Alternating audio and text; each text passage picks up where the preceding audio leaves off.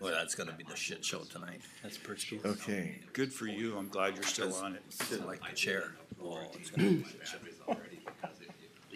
Yeah. Okay, we're gonna call to order the Benton County Board of Commissioners, January 16th meeting. We'll start with the pledge. I pledge allegiance to the flag of the United States of America and to the republic for which it stands, one nation, under God, indivisible, with liberty and justice for all. Okay, Beth, roll call. Sure. Commissioner Schlangen. Here. Commissioner Heinen. Here. Commissioner Kapinski. Here. Commissioner Johnson. Here. Commissioner Pop. Here. All right, we're gonna approve the agenda. Is there anything to add? we have two items. The first would be your consent item number 10, the local option disaster abatement. Again, that would be consent agenda item number 10. The second would be the letter of support for the EV charging station. Please add that as the last item under County Administrator at 9:05. That's it.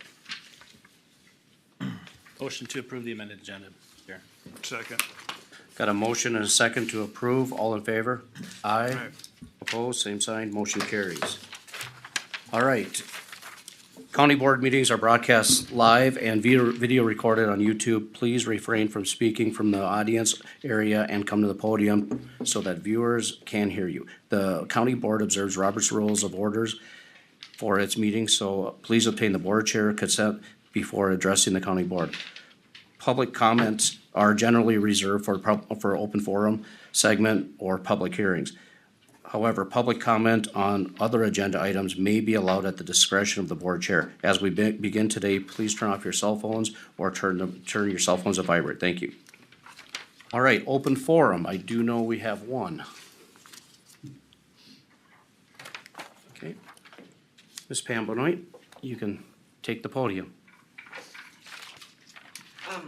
We sent a resolution over asking to handle the absentee ballots at the precinct level for Minden Township. That it on the county website, it references the statute, which is the state statute 2065.58, subsection 3. Is there a way for me to put this up here so you can read it, or Probably. otherwise it's not a problem. I can hand you the copy too. So if you read the subsection 3,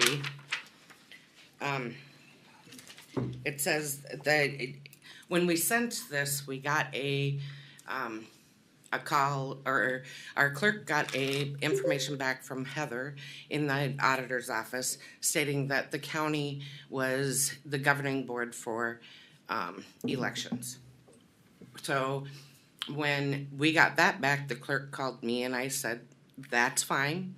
Then I want state statute to back that up that says the county is the governing body.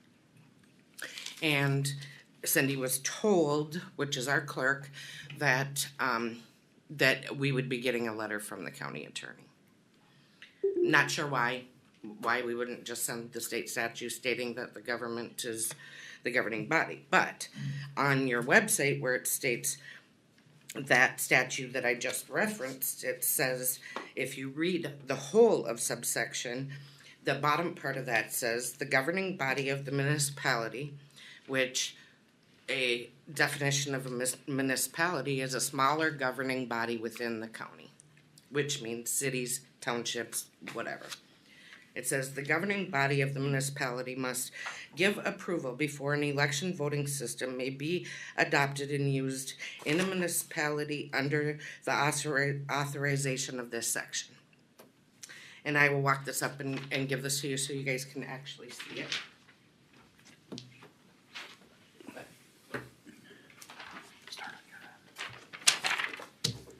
But that is what is stated on the website and referenced on your website when you go in to look up voting equipment. It says Minnesota Statute 206.5 subsection 3, which is what I just handed to Jared. And I'm coming because last time we sent in a submission that we wanted to do hand count and go away from using the machine.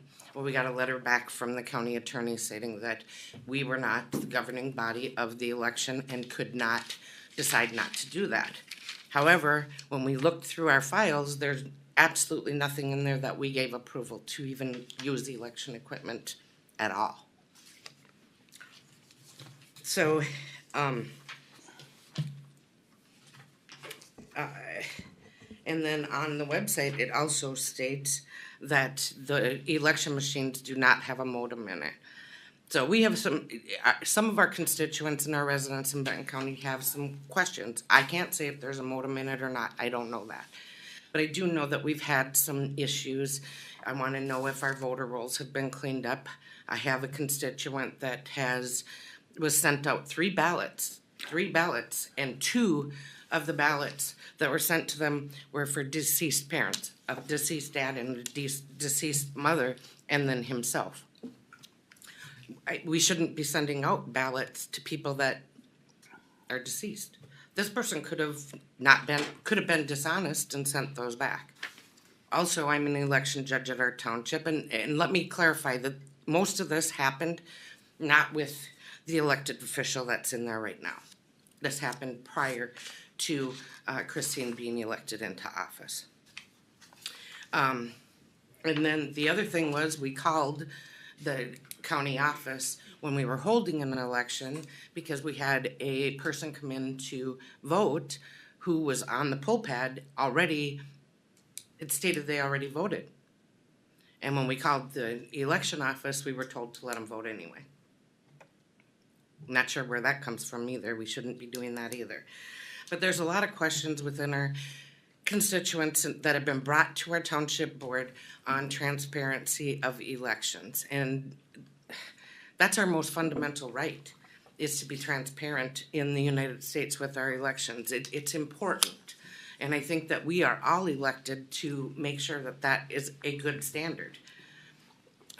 So there is some questions on just some election stuff, and if there is a state statute out there that clarifies that the county is the governing board of the elections, then we'd like to see it as a township board. I just want to make sure that I'm covering everything here. Oh, and then we had some people that came to our township meeting that asked for cast vote records to be disclosed to them, which is, if you're not familiar with cast vote records, I wasn't, so I had to look it up and see what it was and what, but our machines carry cast vote records, which is a way for the public or just an average person to double check to see if things were going in right, their vote went in right, those types of things. They were told and sent a letter that we're not required to keep those. So, and then there was people that came to the township meeting that cast it in early, they voted early, and then when they went in to check the county website, it said they never voted. So, just some irregularities that's going on that, I mean, these are just some examples of what's going on. Yep. Good call. And I think as elected officials, it's our responsibility to make sure that those things are clarified and that our public is well aware that we're running elections that should be ran the way they are supposed to be.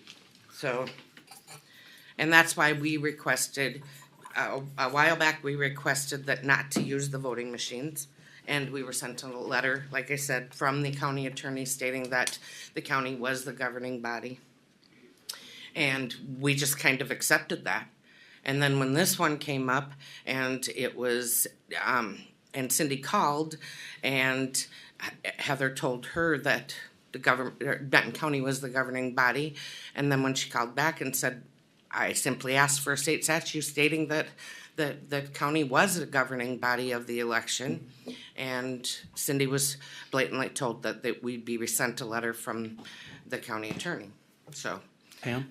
We're asking for its clarification. Okay, Pam, I know that Commissioner Heinen just brought this up, we got consent agenda number 6 that covers absentee ballot. My thought is we pull that and we talk about it as long as Michelle and Christine are here. Yep. Okay, Okay, yep. okay, thank you. Is there anybody else that wants to have a public forum conversation? Okay, if not, we'll move on to the consent agenda. Steve, what would you like? Commissioner Heinen. Pull number 6, please. Thank you. Mr. Chair, I'll move approval of consent agenda items 1 through 5 and 7 through 10. Second. Okay, we got a motion and a second for items 1 through 5 and 7 through 10. All in favor? Aye. Aye. Opposed, same sign. Okay. Commissioner Heinen. Mr. Chair, so I think at this time, I would like to open this up for clarification with the attorney and Christine about this issue, if possible. That works.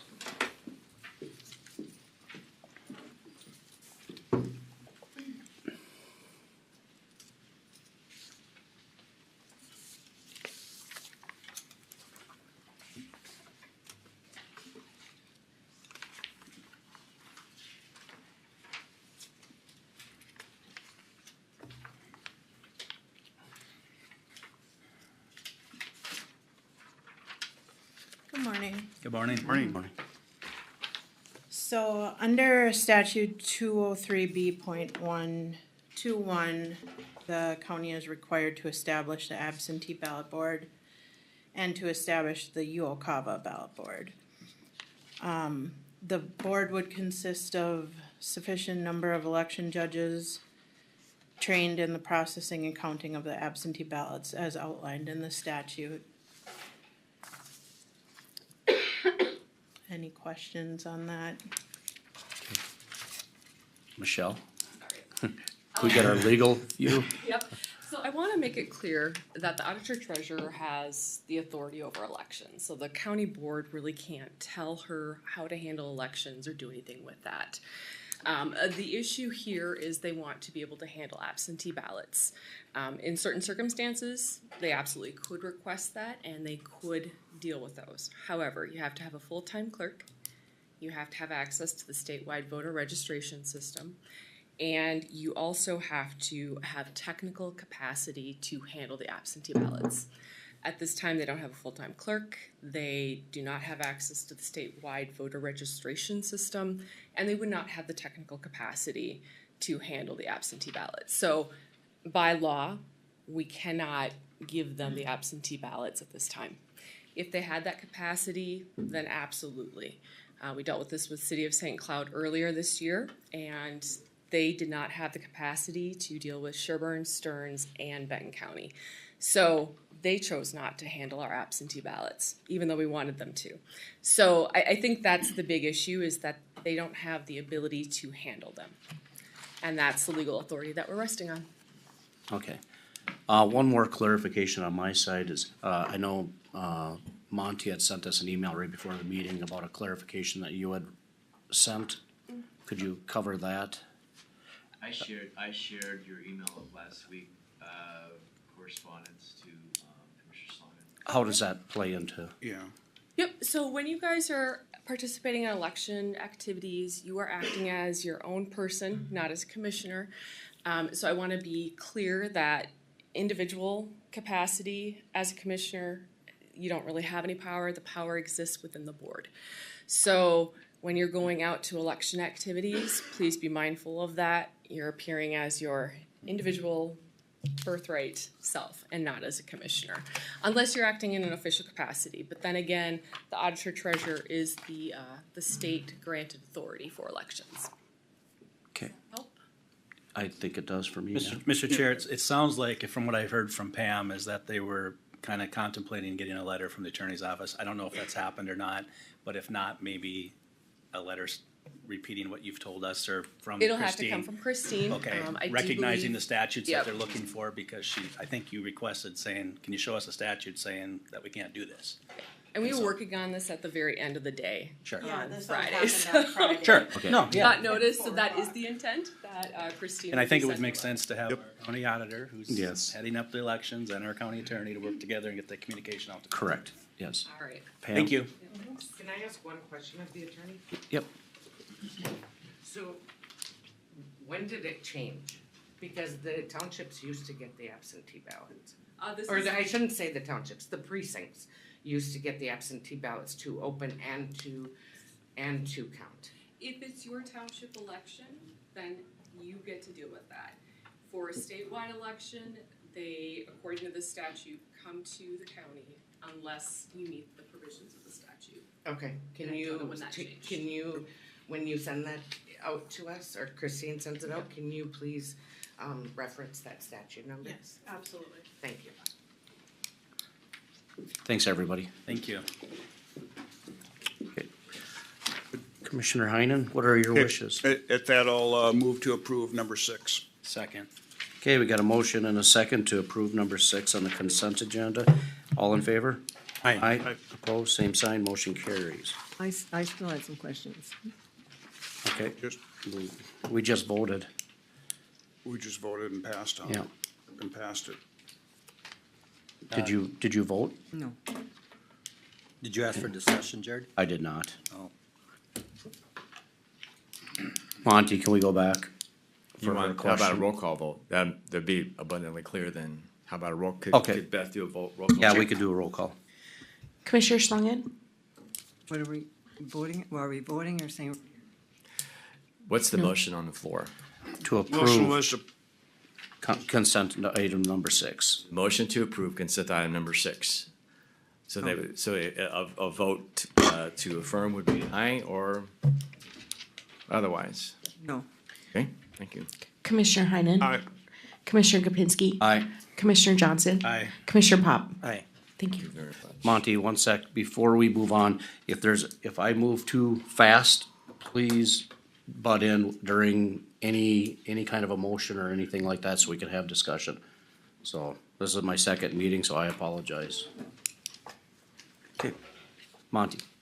Are you ready? Yep. Okay.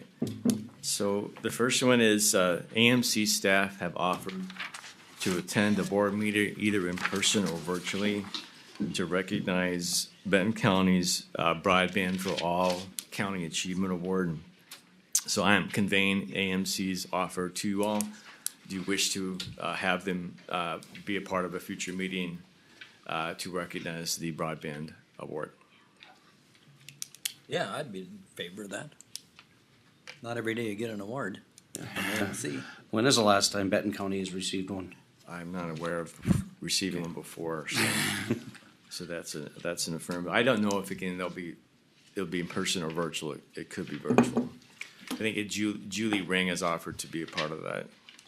Mr. Chair, if I could, and because I don't know what the schedule is gonna be, just as a heads up, I will be absent from the February 20th county board meeting.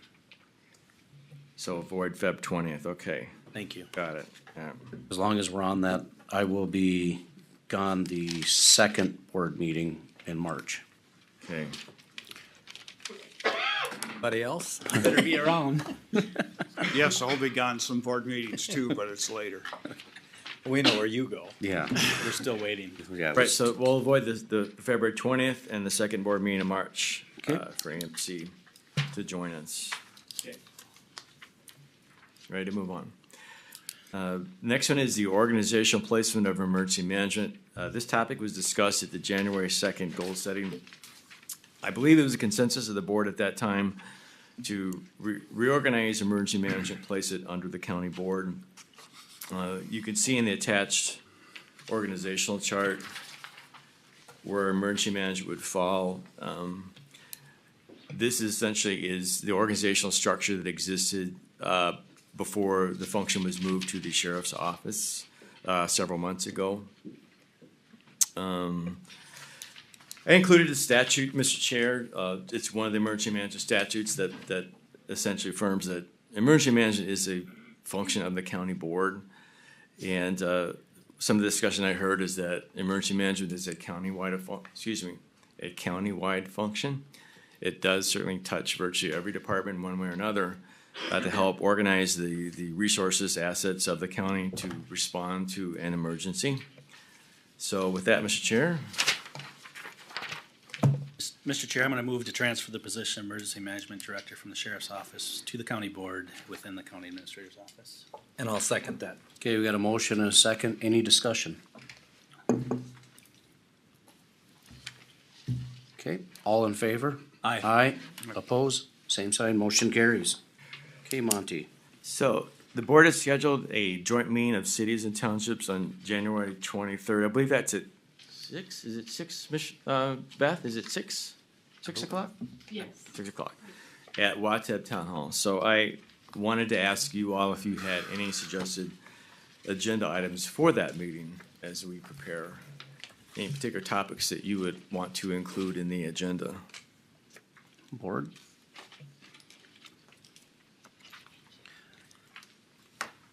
I think discussion on a potential county building. Yep, Government Okay, Center, government center, yeah, gonna be front and center. okay. Others? Other ideas? ARPA? Just gonna say we could share our ARPA discussion that we had at our cow. Did you hear you say, did I hear you say ARPA? Yep. Yeah, sharing our discussion we had from our ARPA cow. Okay, Maybe we could get an update from Benton Telephone on their progress on broadband. Yeah, that'd be great. I agree. Maybe Cheryl or Chad could attend even if not, nothing else, they could send an email or something. Cause I think they're actually running ahead. I don't wanna jinx I anything. believe they are too, yeah. let's invite Cheryl, Chad, okay, yep, okay. All right. Okay, I think that's a good start. okay, alrighty, thank you. Thank you. Let's see, I think my next one is the legacy grant improvements, and I'd like to open a couple files, if I may. So, here we go. All right. So the Park Commission has been working the last several months with Paul Schrader from SRF on the legacy grant project at Bend the River. And we included in your packet what they call the 90% plans, which means it's almost done. It's gonna be ready to go out to bids here very soon. So the plan that goes out to bid this winter, and then a bid's awarded by the board, and then construction would begin spring and be completed by the fall of '24. So I wanted to give you an overview of some of the things that are included in this project. This is an older overview, but it's pretty accurate as far as what is going to be added. So anything in yellow that you see above will be basically new. So as I'm scrolling down through, you can see anything yellow here again, that would be new trail. So there'll be a connection into a possible trail coming in from the city of Rice. And oh, by the way, I submitted that TAP grant application last week. So hopefully, keep our fingers crossed, we'll get a grant to extend a trail up to the city of Rice. And regardless, though, we'll still have this trail segment to tie into it. Hopefully it happens someday.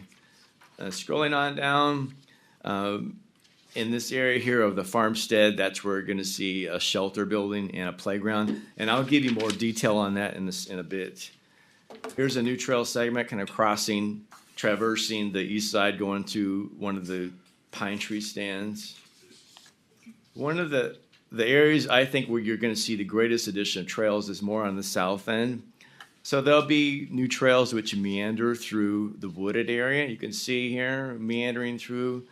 And then the trail will jump across the road and it'll meander through this triangle-shaped area. And then it'll cross Ferry Point Road and tie into an existing trail which dead ends right here. So the neat thing is, as you may see, you've got the green trail which goes along the river bluff but it does dead end right here at Ferry Point Road. The neat thing here is now you're gonna have a continuous loop. You'll have a continuous loop looping through this area here, crossing County Road 55, and then tying into the trails which are on the east side. So quite a bit more trails, but also creating those loops for folks, make it a little more interesting, especially to cutting through all this wooded area as well. So the trails are one big addition, and then the I would say the marquee feature of this grant is going to be the shelter. So let me, if I could, give me just a second here. I'm going to jump to. This material is in the packet. It's the 90% plans. Let's see here. Board. Let me get here. Just a second to go to those. I want to kind of give you a sense of what the shelter could look like, and then what the playground could look like. So we'll go to. Okay, here. All right. So here's the 90% plans. I'm gonna go. This first several pages are just essentially the detail on the trails. So I was gonna skip through those pretty quickly and get to.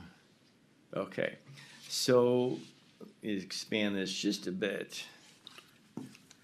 So if you can picture the farmstead, there's the large parking lot, and then there's a sediment retention basin right next to it. The shelter will go basically right by that retention basin. So right very near to the parking lot. And this is kind of an overhead look of the shelter itself. I recall correctly, the goal was it could seat about 100 people. So pretty good sized groups. There'll be a couple of barbecue grills right here off this east side. It'll have electricity, abundant electrical outlets everywhere on the posts, on the serving counter. The park commission decided not to have water going to it. Didn't feel that users would actually use water, and I think it's concerned about vandalism of a water supply, so it won't have water going to it. It will be lighted. There will be lights on those darker days.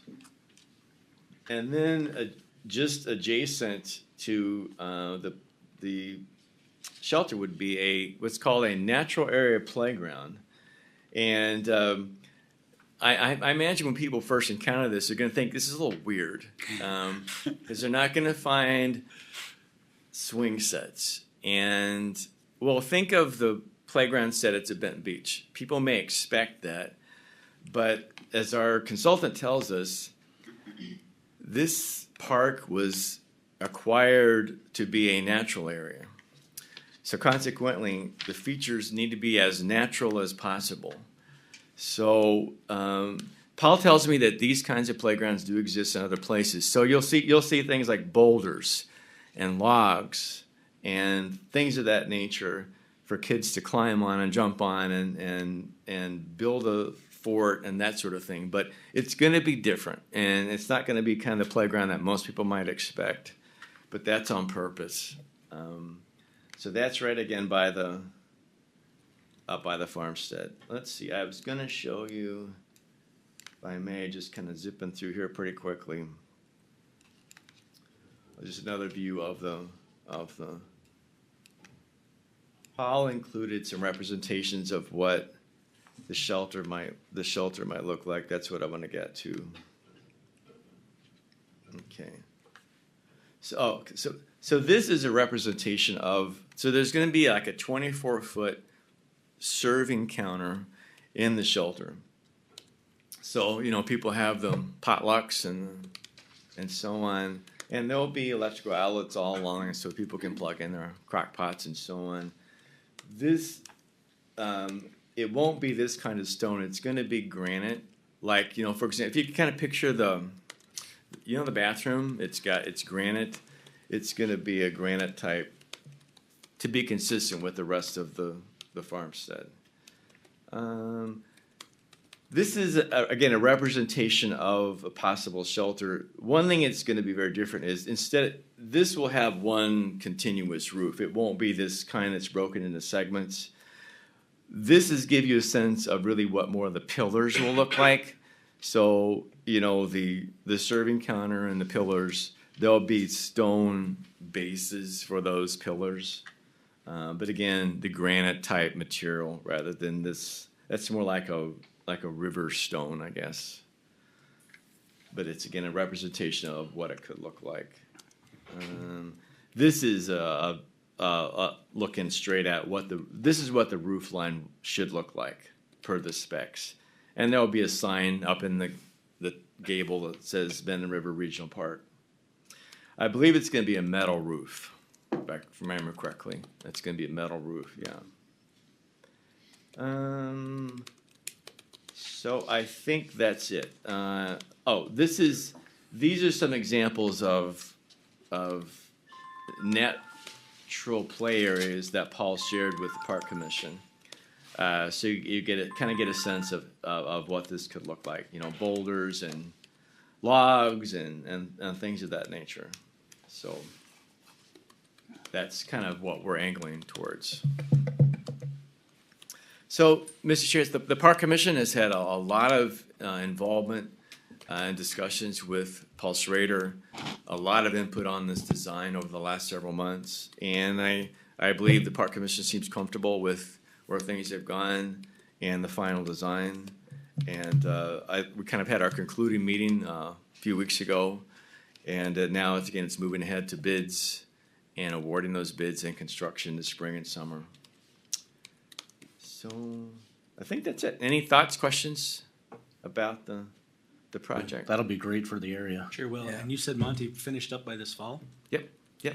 That's the plan. One thing, Monty, when I was looking at the plan, and you go to the trails, where we met that dead end along the riverbank, and then we come back, would there be an advantage to making one along the highway, so if you didn't want to go back the same way, you wouldn't have to go all the way back? You know, that's a long ways to get back to your vehicle unless you go straight back. I wish I could say we have lots of options. You may remember from Paul. So there's a lot to this story. So when the trail locations were established, all those locations had to be archaeologically surveyed. So if we were to add trails into new locations, those areas must then be archaeologically surveyed. And as you may recall, that was a pretty expensive operation to have that, because they have to do test digs at certain intervals to determine are there any archaeological significant things in the ground. So at this point, we're kind of stuck with the trail corridors that were identified, unless we want to spend some more money on additional archaeological survey, additional design, and so on. So I hate to be the wet blanket, but that's kind of the way things go. Future. And that would be my recommendation. Let's get it built, get the trails built, see how it goes, see what the feedback is. And I think they already went out for bids for the stump removal on that. What again? They already went out for bids with the stump removal and preparing it to That's true, seed. right? Yeah, Jeff tells me, right, Minnesota Native Landscapes will be doing the stump and brush removal this winter. Yep. Monty, maybe you answered this earlier. Are there going to be ways that you can check this out or rent it or anything like that? Our plan is that the shelter would be reservable through our online reservation system. Absolutely. So there's going to be a kiosk out there that we're going to post the reservation schedule. So someone walks up to it and they know, oh, it's booked for today. We'll have that posted, yeah. But we're going to use our online system to reserve it, just like we do Lakeview and the shelters at Benton Beach. Yep. Will that be an electronic? It's online. You bet. Oh, No, I'm absolutely. talking the kiosk. Probably not. It's probably going to be just good old fashioned paper posting inside a bulletin board. Yeah. Okay. Yeah. Okay. Thank you. All righty. Let's see. If no more questions, we can move on. It was requested that we provide the county board with reports on employee overtime and compensatory time. This resulted in us, let me just close this out here. This resulted in us identifying 3 separate reports from our payroll system which appear to provide the information that was requested. One is a leave balances report showing PTO, vacation, sick leave, and comp time by employee by department. The second shows overtime by hours and dollars. And a third report shows comp time by hours and dollars for the current period and year to date. So, Mr. Chair, I guess I will do my best to answer any questions that you may have about these reports. Jackie Trout is also here Okay. to help you decipher any of the codes or whatnot. Hopefully, the code sheet that was attached helped you kind of wade through these reports which come out of our payment system. Okay. Board, any questions? I'm not quite done going through it yet. It was so many pages. I've got a question. Can we get like the last 3 years? I'm not total, we don't want all these in paper and everything. I'm just saying the totals, bottom line for overtime, comp time, all that, and just see the trend. You know, if there is one. Okay, I'm sure we can. I'm not aware that we. How far back? How far back does data go, Jackie? Many years. Many years, she said. So going back 3 years won't be an issue. So that would, 22, 21, and 20. Okay. The other thing, Mr. Chair, is that going forward, are we gonna get quarterly reports or how, I mean, we need a comparison, not just at the end of the year, in my book. Well, it's a huge liability on the financials at the end of the year. It's only it only becomes a liability if the county shuts down. Then we pay it all out. But at the end of the year, it's always on our financials. Right, but I mean, I like a comparison if we have certain departments or that are constantly growing, maybe it's something we need to address. Yeah. And do we got a sign-off sheet? What I'd like to see is, you know, are the employees doing the overtime then getting approved? Or are they asking for overtime beforehand and then approving it before it goes in? What's the process?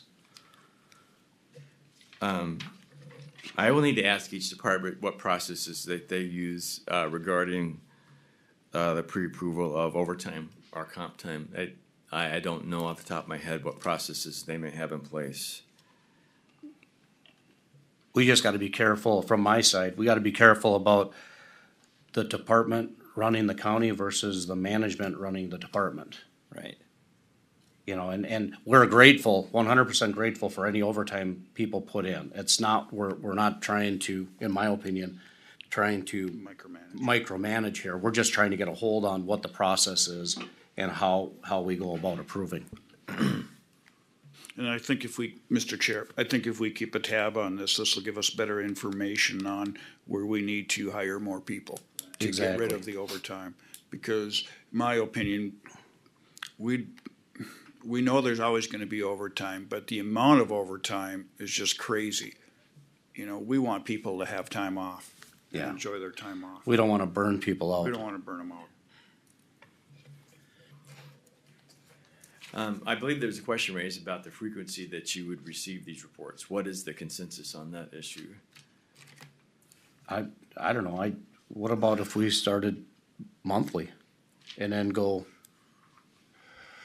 as we see fit after that? I guess if you're doing it monthly.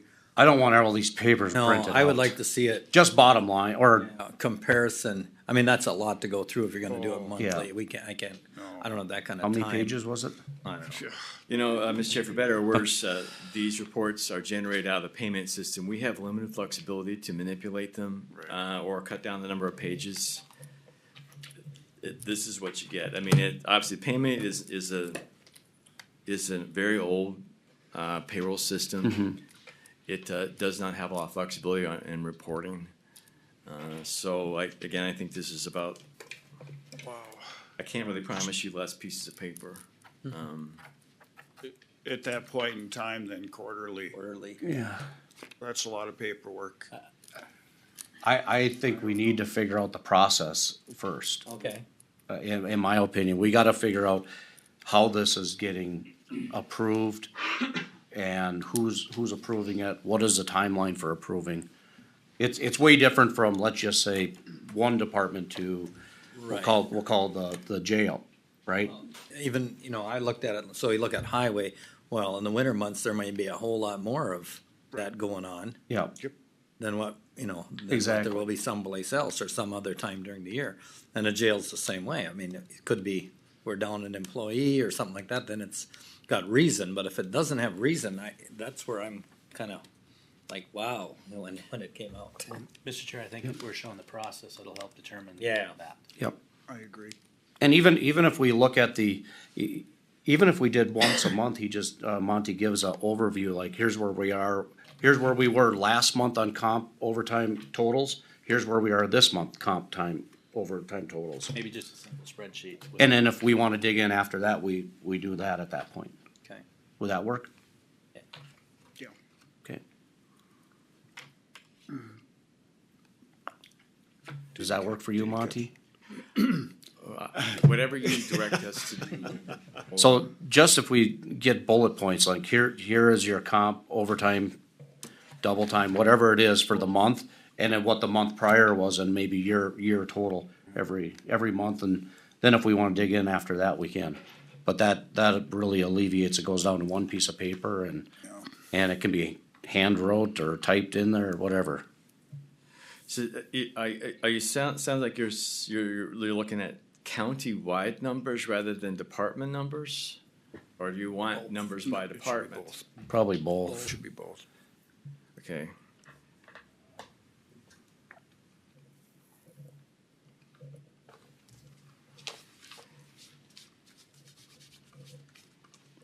Okay. All right. And Mr. Chair, I mean, I think going forward, let's get a run at the first report. Yeah. We can adjust it from there. Yeah. It's not meeting what's needed. That works. Sound good with everybody? Okay. Thanks, Monty.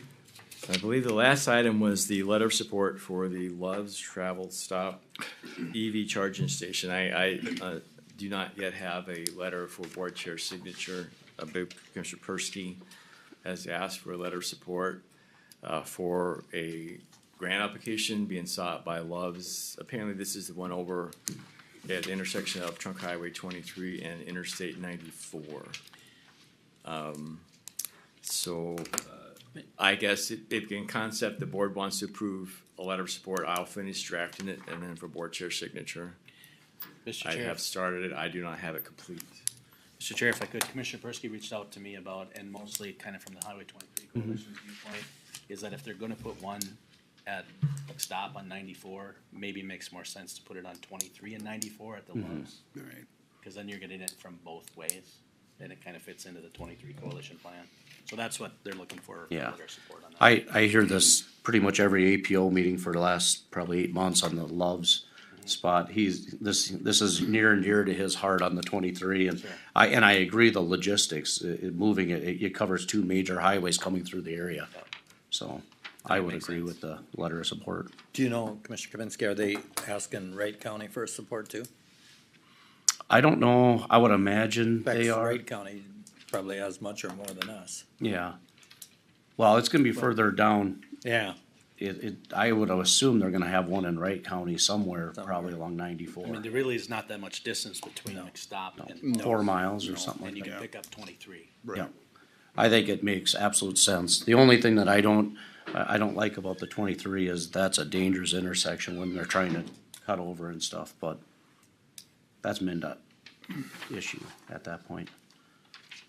I would have to agree with you. I'm in agreement on the letter of Okay. support. Yep, so am I.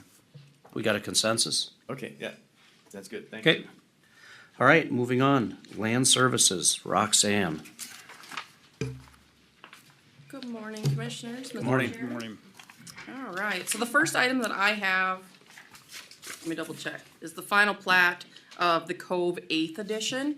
And this was submitted by Development Marketing Services, so it's the same owner as the Cove has initially been. But the plat also includes two other property owners. What they're looking to do is take 7 lots and combine several of them so that it's 4 lots instead of 7, just make a few larger lots. This has been through Watab Township. They've approved that. It went through the Planning Commission last Thursday. There was a recommendation of approval. I just didn't have that for the packet, or I would have made this a consent item, agenda item. Mixing up my words there. So we're just looking for approval to move forward with the final plat of the Cove 8th edition. Mr. Chair, Commissioner Heinen? Commissioner Johnson, you guys seen this? Is there a city water and sewer going through there? No? No, All private wells and everything? no. Neither.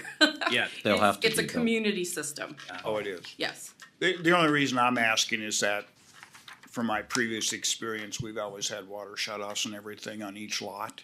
That's why. Not in Watab Township though. I'm just stating a question. Okay. I so move for approval, Mr. Chair. Second. Okay, we got a motion and a second. Any more discussion? If not, I'll call the question. All in favor? Aye. Opposed, same sign. Motion carries. All right, moving on. And so I will have Michelle come up here for the discussion on the joint powers agreement for the implementation of the Mississippi River St. Cloud Watershed Comp Water Management Plan. We have multiple versions of this agreement floating around. So one of the sections that we did modify is the committee section. Thank you. So I'm going to give you that language now. Thank you. Thank you.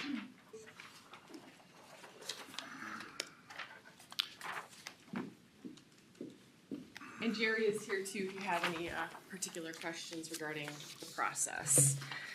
All right, so we have been working on coming up with a proposed agreement for the St. Cloud, Mississippi One Watershed, One Plan. And at this time, we've all kind of agreed to go the direction of a joint powers entity. So this is what we're working on right now, this document. We've had several people go through it, a lot of attorneys. We've had some changes. We're getting client feedback now. We have a meeting of the attorneys tomorrow. So we'll see where we all get. We did have some modifications of changing up some grammatical things throughout the document. I won't go through those. The one thing to note is I haven't received confirmation from the county of Mille Lacs whether or not they will be a party to this agreement or not. The Soil and Water Conservation District for Mille Lacs is fully interested and fully on board with the joint powers entity. Let's see. There is some question regarding the name. I don't care what it gets called, but there are people that do have definite opinions. Currently, we are proposing Mille Lacs County, Mississippi River St. Cloud Watershed Partnership. Do you have any grand thoughts on that? Feelings? I do not. No. Okay. The name doesn't mean much when It you're does going not. for funding. Yeah, great. Right. Okay, so then if we kind of get into the meat of things, where we start to get into some changes from the Rum River, which you saw previously, we are clarifying a bunch of points just to appease different parties that are a part of this agreement. We have added appointed officials to the board, and the only appointed official that would be is if the Clearwater River Watershed District were to join in this agreement. They apparently appoint their board. So that's why that's been added. Otherwise, it's only the elected officials. Then we've also added clarifying language regarding a representative and alternates. So each party will have an elected official that is representative on the board. They will also appoint an alternate. So if that representative cannot appear, the alternate then can fill in on that role. The one thing that was a concern was if both of them are at the meeting, only one vote, it's representative. We clarified that. No voting by proxy. Then there was concern, especially with Meeker County, just due to the distance, if they could appear remotely, and we've all agreed that that is fine for any party to appear remotely as long as open meeting law is followed. Then the next issue that was raised regarding the budget and the plan that's adopted. Currently, it says 75% of the board or quorum. And we had 75% of the quorum previously, just because if parties weren't showing up, it could be impossible to get something done. So we're having that discussion now whether it should be 75% of the board, 75% of the quorum. And with my discussion with the Benton Soil Water Conservation District, they discussed what if we did 70% of the board, because we were doing the math. And it would be 8 out of 11 parties would have to be present, would have to vote for this. So I don't know if you have any big feelings on this or thoughts. Michelle, would that 8 out of 11, would that be for the implementation of programs? So that would just be for your yearly budget Okay. and the yearly plan and any amendments thereto. So I Okay. will be adding clarifying language regarding amendments to the yearly plan and budget. Okay. So it's really only regarding that piece, All right. not approval of individual or contracting for individual projects.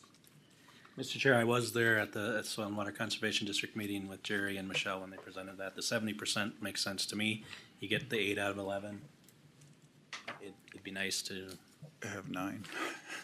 yeah, but, I mean, I would think the 70% makes some sense. That's what their board felt, and Okay, No pretty amendments. straightforward. Yeah. I will be coming back, of course. Yeah. So you do have time to change your mind or think things through more. All right, so the section that I gave you right now was the committee section. There was concern regarding committees and some clarifications that need to occur in this. So it will be the board, so the party's board, that appoints a staff member to the implementation planning committee. It will not be the entity's board that chooses who that is. For any other board that the entity's board chooses to have, they would then choose the process on how to appoint members to that board, the role that they would serve, and any other duties they may have.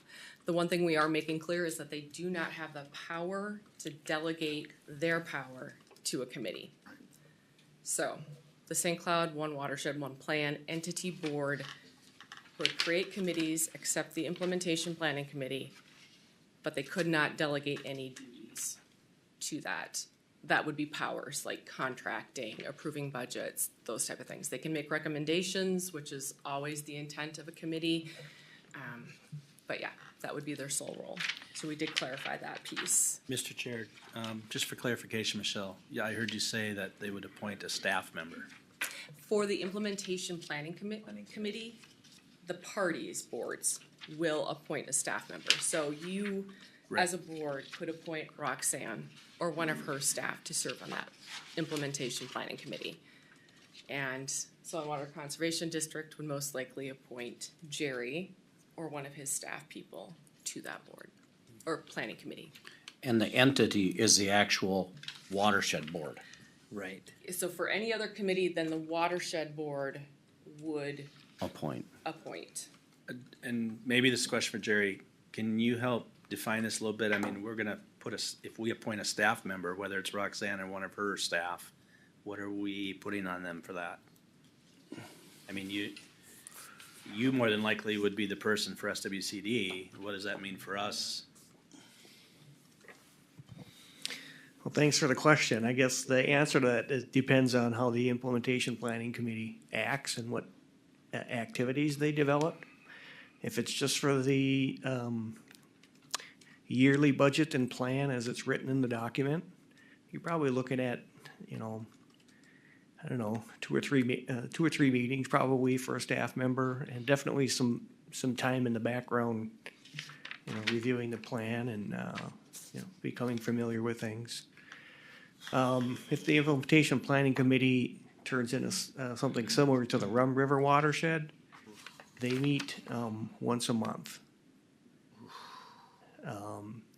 It's a pretty big commitment. So the answer is it depends on what the role and the scope of this implementation planning committee is. And I'm gonna probably answer my own question here, but we probably can't share that person. I mean, Jerry could not also, or his staff could not also be ours. Probably not. It's just that he could be part of that and, you know, making recommendations. So if Roxanne wasn't able to go or vice versa. And they're not taking votes, they're not doing anything like that, they're discussing different things, or at least that's the intent. Of course, we always find out as lawyers differently down the road, how things are actually operating. And we can always amend. I don't wanna speak for Roxanne or her staff, but I'm just a little leery about putting those extra duties, hours, meetings on them when we really don't know what that means. I think it'd be different if it's an hour or two here or there, but monthly meetings and, I don't know. So, the RUM, so they have the same process kind of, but every time they have a planning meeting, I get an email, you know, that you can come, I mean, it's not like you can't, like you can go whenever you want, or you can participate. I haven't participated in much of the planning because we have such a small amount, but when it comes time to approve the plan or approve a project, that's when you need to be there to vote. You know, I mean, the one that Morrison County got approved, you know, way up there, you probably forgot that one. I mean, that was a pretty long discussion because, it was an individual and they had the money and it was at the head of the Rum River deal and they got a substantial amount of money to implement that program. And there was a lot of discussion and there was some no votes on that one. It didn't just fly right through, but it looked like a good plan in my book because of where it originated. And that's kind of what, I mean, it works. I think it works. So in that example that you're giving, the implementation planning committee meets monthly and they Right. develop those recommendations. In addition to the annual plan, Right. it's the staff going through developing protocols for how to rank projects and making recommendations to the full watershed board as well. So I think that's what Commissioner Johnson is. And I think right now they're meeting because there was extra money divvied out, or we can do an extra project or two maybe. The state divvied out extra money because some of them I understand, like the St. Cloud and the Sartell one, they weren't ready, so they got this extra money in the fund, so now they're giving it to the plans that were already approved to spend it. They have to spend it. But I think it works. I don't know. What are we gonna have, 4 meetings a year in the RUM? As a board? I think it works pretty well for the watershed board. Yeah. It is to answer Commissioner Johnson's question, it's a pretty major commitment by the staff. Right, yeah. Would also say with the way the RUM is working out, and I guess I shouldn't speculate why it is, but it's mostly the soil and water districts that show up to those implementation planning committees. There's a lot of them, and the county's staff, for the most part, representation is probably stronger on the counties that have a larger portion of the watershed and smaller for the others, so. But, generally it's the soil and water district staff that are attending most of those monthly meetings. I guess, Mr. Chair, I guess the question I have is there anybody on staff, Roxanne, that would be willing to do this? All this given amount of time? Well, we have to do what we have to do. We can discuss this further. Okay. And, a lot of times, if I'm correct, Shereen, correct me if I'm wrong, but we're contracting with the soil and water conservation districts to actually implement the plans, not necessarily the counties. Right. Is that correct? So you're seeing a heavier burden in your arena? Yeah, I agree with everything you say, other than, contract with the district to just rely on us to do those activities, and we. There's no funds. Yeah. Not necessarily true, the county allocates pretty nice resources to the SWCD. This Yeah. is one of the activities that we Okay. do, is cut through a contract. Well, and so like any project that's part of the implementation is supposed to be contracted with the individual party to actually then do the project. So that's what I'm talking about with the funding. Okay. So if I understand it, Jerry, so if we have a project in Benton County through the Rum River and they contract through you to get that project done, That's there correct. is staff time of money available for that, right? We can apply for funding to to cover the staff time to Right, do an yeah. individual project, that's correct. Where maybe- Or contract it out to a private firm, company on a larger project, there's funding we can apply for.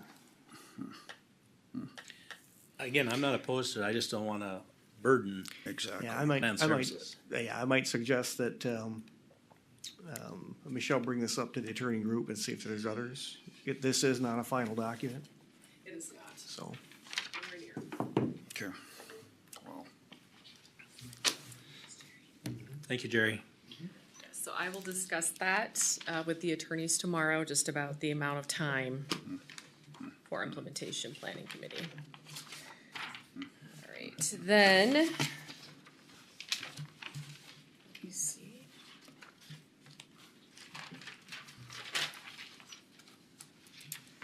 The other thing that we wanted to make clear is that, again, contracting for fiscal, legal, coordinator, if they choose to have a coordinator, just all those positions like we do with a lot of joint powers entities. We contract out for those services, there will be no staff, there will be no taxation, there will be no purchase of real property as a part of this. So pretty common with what we have. We did also clarify for funding that if there is an individual project that we contract with one of the parties for, that they could add their own funding to that project specifically for it, but not in general.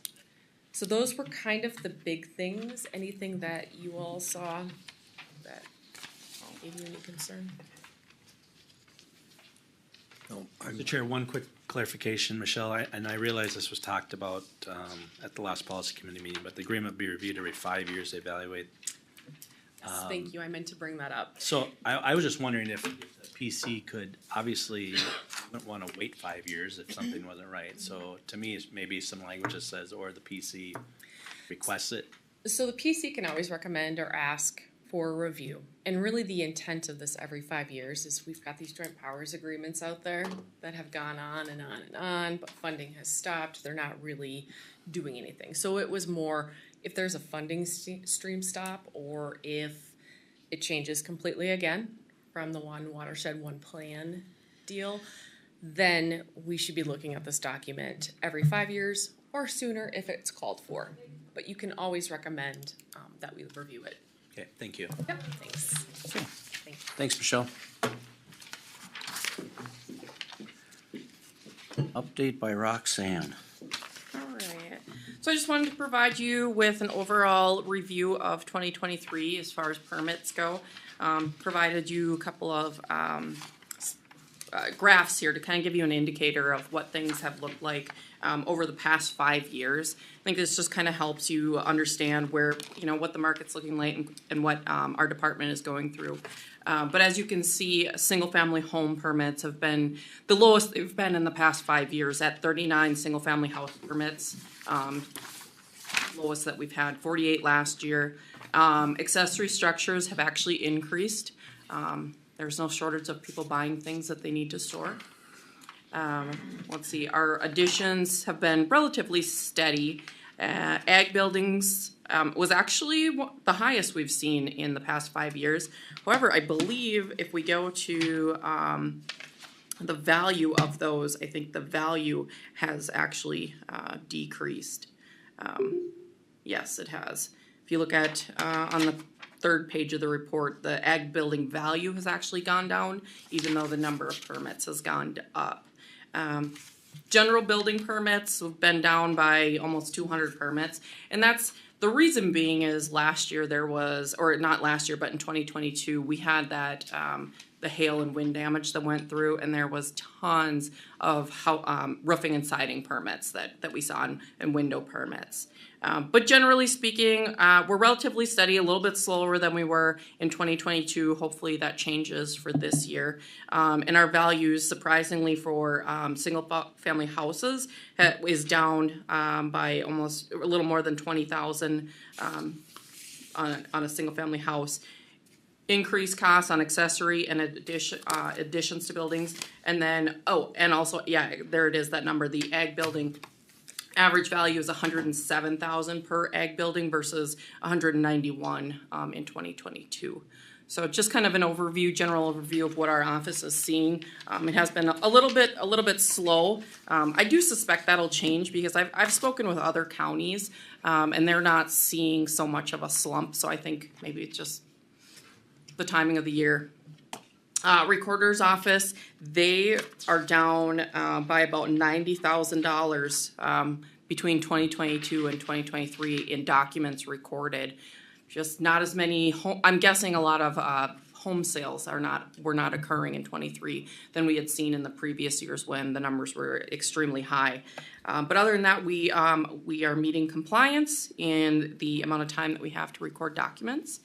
As far as the assessor's office, we're still waiting on some firm dates on when tax and CAMA will begin that implementation.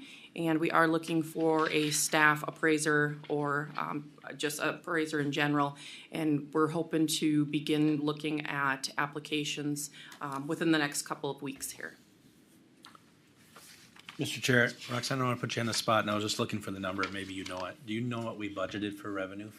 I mean, you said we're down 90,000. Do you remember what our revenue budget was for that? Well, so that was just in the recorder's office. Right.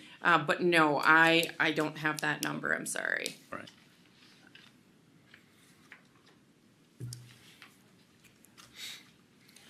That'd be good to know. If we're down because 90,000 here, 20,000 there, it all starts adding up Sure it does. at the end. Sure, certainly. I can get that number for you. Thank you. Yep, absolutely. Yeah, and then I think Brian is sending out information to the townships, I believe this week, to set up local boards for April. Perfect. Good deal. All right.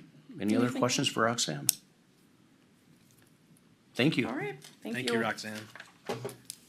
Okay, county engineer, consider a professional service agreement with a consultant for design of CASA 29 extension. All right. Good morning, Commissioners. Morning. As you know, we are pursuing outside funding to construct the extension of our CASA 29 around the north side of Sauk Rapids, and then tie that back in with CASA 3. Well, to do that, we need to hire a consultant, a professional engineering consulting company, to prepare final construction plans and get that ready to go to construction when, I think we're going to stay positive, when we get funding for that. Now, just to refresh everybody, that's a federal appropriations we're hoping for. So we're waiting for the federal government to actually pass a new federal budget to get that funding. So we issued a request for proposals asking professional engineering consultants to submit their best proposal to complete the engineering work. We received 3 proposals from very reputable consulting engineers, one from KLJ, one from WSB, and one from SRF. In the consulting world, 3 initials usually is what they name their companies. But the selection committee, we met a couple times to discuss the proposals, which is attached to your packet here. I was just trying to scroll down to that. And the committee has selected WSB as providing the best overall value. In the world of professional services, state statute does allow us to do that. Look at best overall value, not necessarily the lowest cost. The base fee that WSB submitted was in the middle. Between the 3 consultants. They weren't the lowest, but they weren't the highest.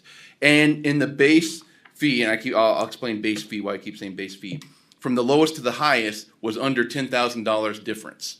So we're right at $500,000 to design 2 miles of new road construction. Also part of the attachment here was the request for proposals. So if you wanted to, you could read through all the engineering tasks that the consultants were asked to provide. I just want to scroll down here. One of the things after we received the proposal, it became evident to me that a very important task I did not include in the RFP, amongst the many others, was surveying. We were going to rely on this consultant to provide the initial topographic survey needed to complete the design. So once we received the proposals, we did go back out to the 2 that were our 2 finalists, 2 out of the 3, and asked them to submit an additional fee for what it would cost to provide that surveying. So once still that being said, WSB was selected. Their base fee was $495,783. So once again, right at $500,000. To do the surveying, it was another $25,000. So what I'm asking the board today is to authorize entering into a contract with WSB to provide the engineering services for the CSAH 29 project. We did send them a draft copy of our professional services contract. They had their legal side review that, and I received that on Friday. They have some comments on some, I think they're relatively minor, some wording changes that they would like to see. So today's action, I guess I would ask the board to consider entering into contract negotiations. I don't see the fee changing, but it would be just negotiate that contract on some of the terms. And when I say terms, it really is wording that they'd like to see the wording a little bit different from their side. Mr. Chair, two questions, Chris. First, who's on the selection committee? So yeah, it was me, Mark Lloydolt, Commissioner Heinen, and Commissioner Gopinski Okay. that reviewed these. Thank you. And then second, for my own education, is this surveying item something that Woodstock can do, or is this something you generally go back to these type of contractors to ask for a fee amount?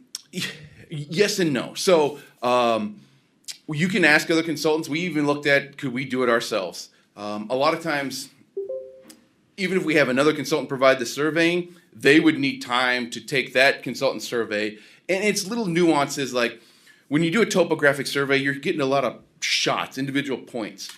So it's little things like, does Woodstock Consultants call the edge of pavement EOP, where WSB calls them EDG PVMT? And so it takes a lot of staff time to say, okay, when I say this point, that's what that means. Sure.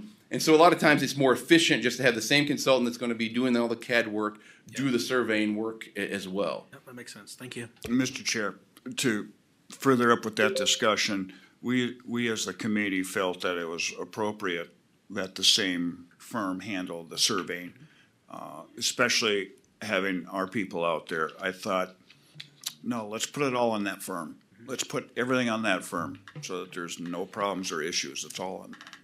Correct. Thank you for adding that, because if there is an error that comes up, then you get into a lot of finger pointing, and then it just slows down. Well, instead of finger pointing, let's just figure out how to solve it, and then it's like, well, who pays for that extra time to solve that error? So, yeah, Commissioner Heinen is correct that it just seemed like it was more efficient just to have the same consultant do that work. Makes sense. Thank you. A couple comments on first the federal government passing their bill. Our CSAH extension is currently in the bill as an earmark right now. Right. Now it can be taken out, it can be added, but we've been told that either all the earmarks are in or they're all out. So, and there's way too many earmarks for, To be all out. I think they're not gonna take them all out. So I think the money eventually will come, it's just a matter of when. We have money set aside for this. Correct. We have, for this specific project, we have some money set aside in our capital projects fund to do this work. So it's been- not coming out of the highway department or the county. Correct. We don't need any additional levy at this time for that, so we should be able to get construction plans with money that we still have available to us. And with a comment going along Commissioner Heinen's side with WSB, they've been along on this whole project from start to finish and helped lobby out in DC for federal funding. So that, I think they've got a lot at stake too, so. Mr. Chair, at some point, we'll have to decide, because we know we're not gonna get 100% of the funding.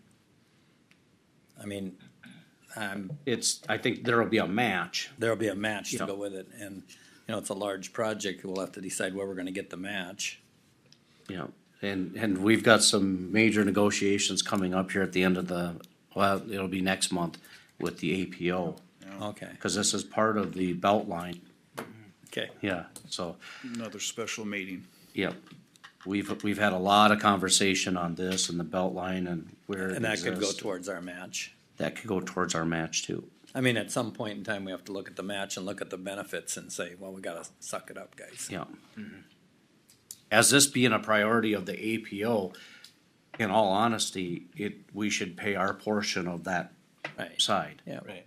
And that's what we're gonna be discussing, and from, I've been saying all the way along at the APO, if this is really the last project that we have on this belt line, and if they're gonna push it all on Benton County, we're gonna come out ahead, because when this belt line goes into other areas of Stearns County and Sherburne County, we're out. We're We're done. not paying anything. Yeah, right. So, in all honesty, this would be a win-win for the county. Either we have the APO help with this, or we take it on our own and we shed all that other stuff. We're out, yeah. So, I think we're in a good position, even though on the one, we'd have to come up with more money right away. Okay, So yeah, I guess just a motion and a second to enter the contract negotiations and then, I'll make that motion. I'll second that. We got a motion and a second. Any other discussion? All in favor? Aye. Opposed, same sign, motion carries. Okay. Update. all right. There's a lot of tree clearing. Okay, so we had a lot of discussion at the last board meeting about this. And our lowest, contractor provided the lowest quote to us is not able to execute a contract. So it really came down, to bonding, wasn't able to get bonded for it. So we reached out to the next lowest bidder, which was this tree story that was attached, their quote was attached, in the packet as well. So, one thing I want to point out, we had them, when they provided their quote to us, provide a price with unit prices for each of these different items and a start date. And that was kind of our hesitation as staff standpoint, was like, well, the next lowest wasn't projected to start until March, and we have a hard deadline in the quote of March 28th. Will they be able to deliver it? And that's why we felt more comfortable with the lowest one, because they were wanting to start right away. And we thought, well, that gives them, 2 to 3 months to do all the work. So when the lowest quote couldn't fully execute a contract, we reached out to these individuals, Tree Story, and got them to commit to starting at the end of February. But what we understand from them is when they do come in, they're planning on bringing a crew with multiple pieces of equipment and just pound out the work. They've got more like logging equipment. They've got machines, logging machines that are meant for, large-scale logging operations. They grab the tree, cut it, set it down, process it, and everything. So they felt very comfortable, even with March, starting in March, that they could still get it done by March 28th. But it sounds like they're willing to start a week or two earlier than their quote date. And they're able to get bonded and execute a contract. So that's why I brought this up today. I guess I'm asking the board to approve entering into a contract with this Tree Story to do the tree clearing on the County 7 reconstruction project.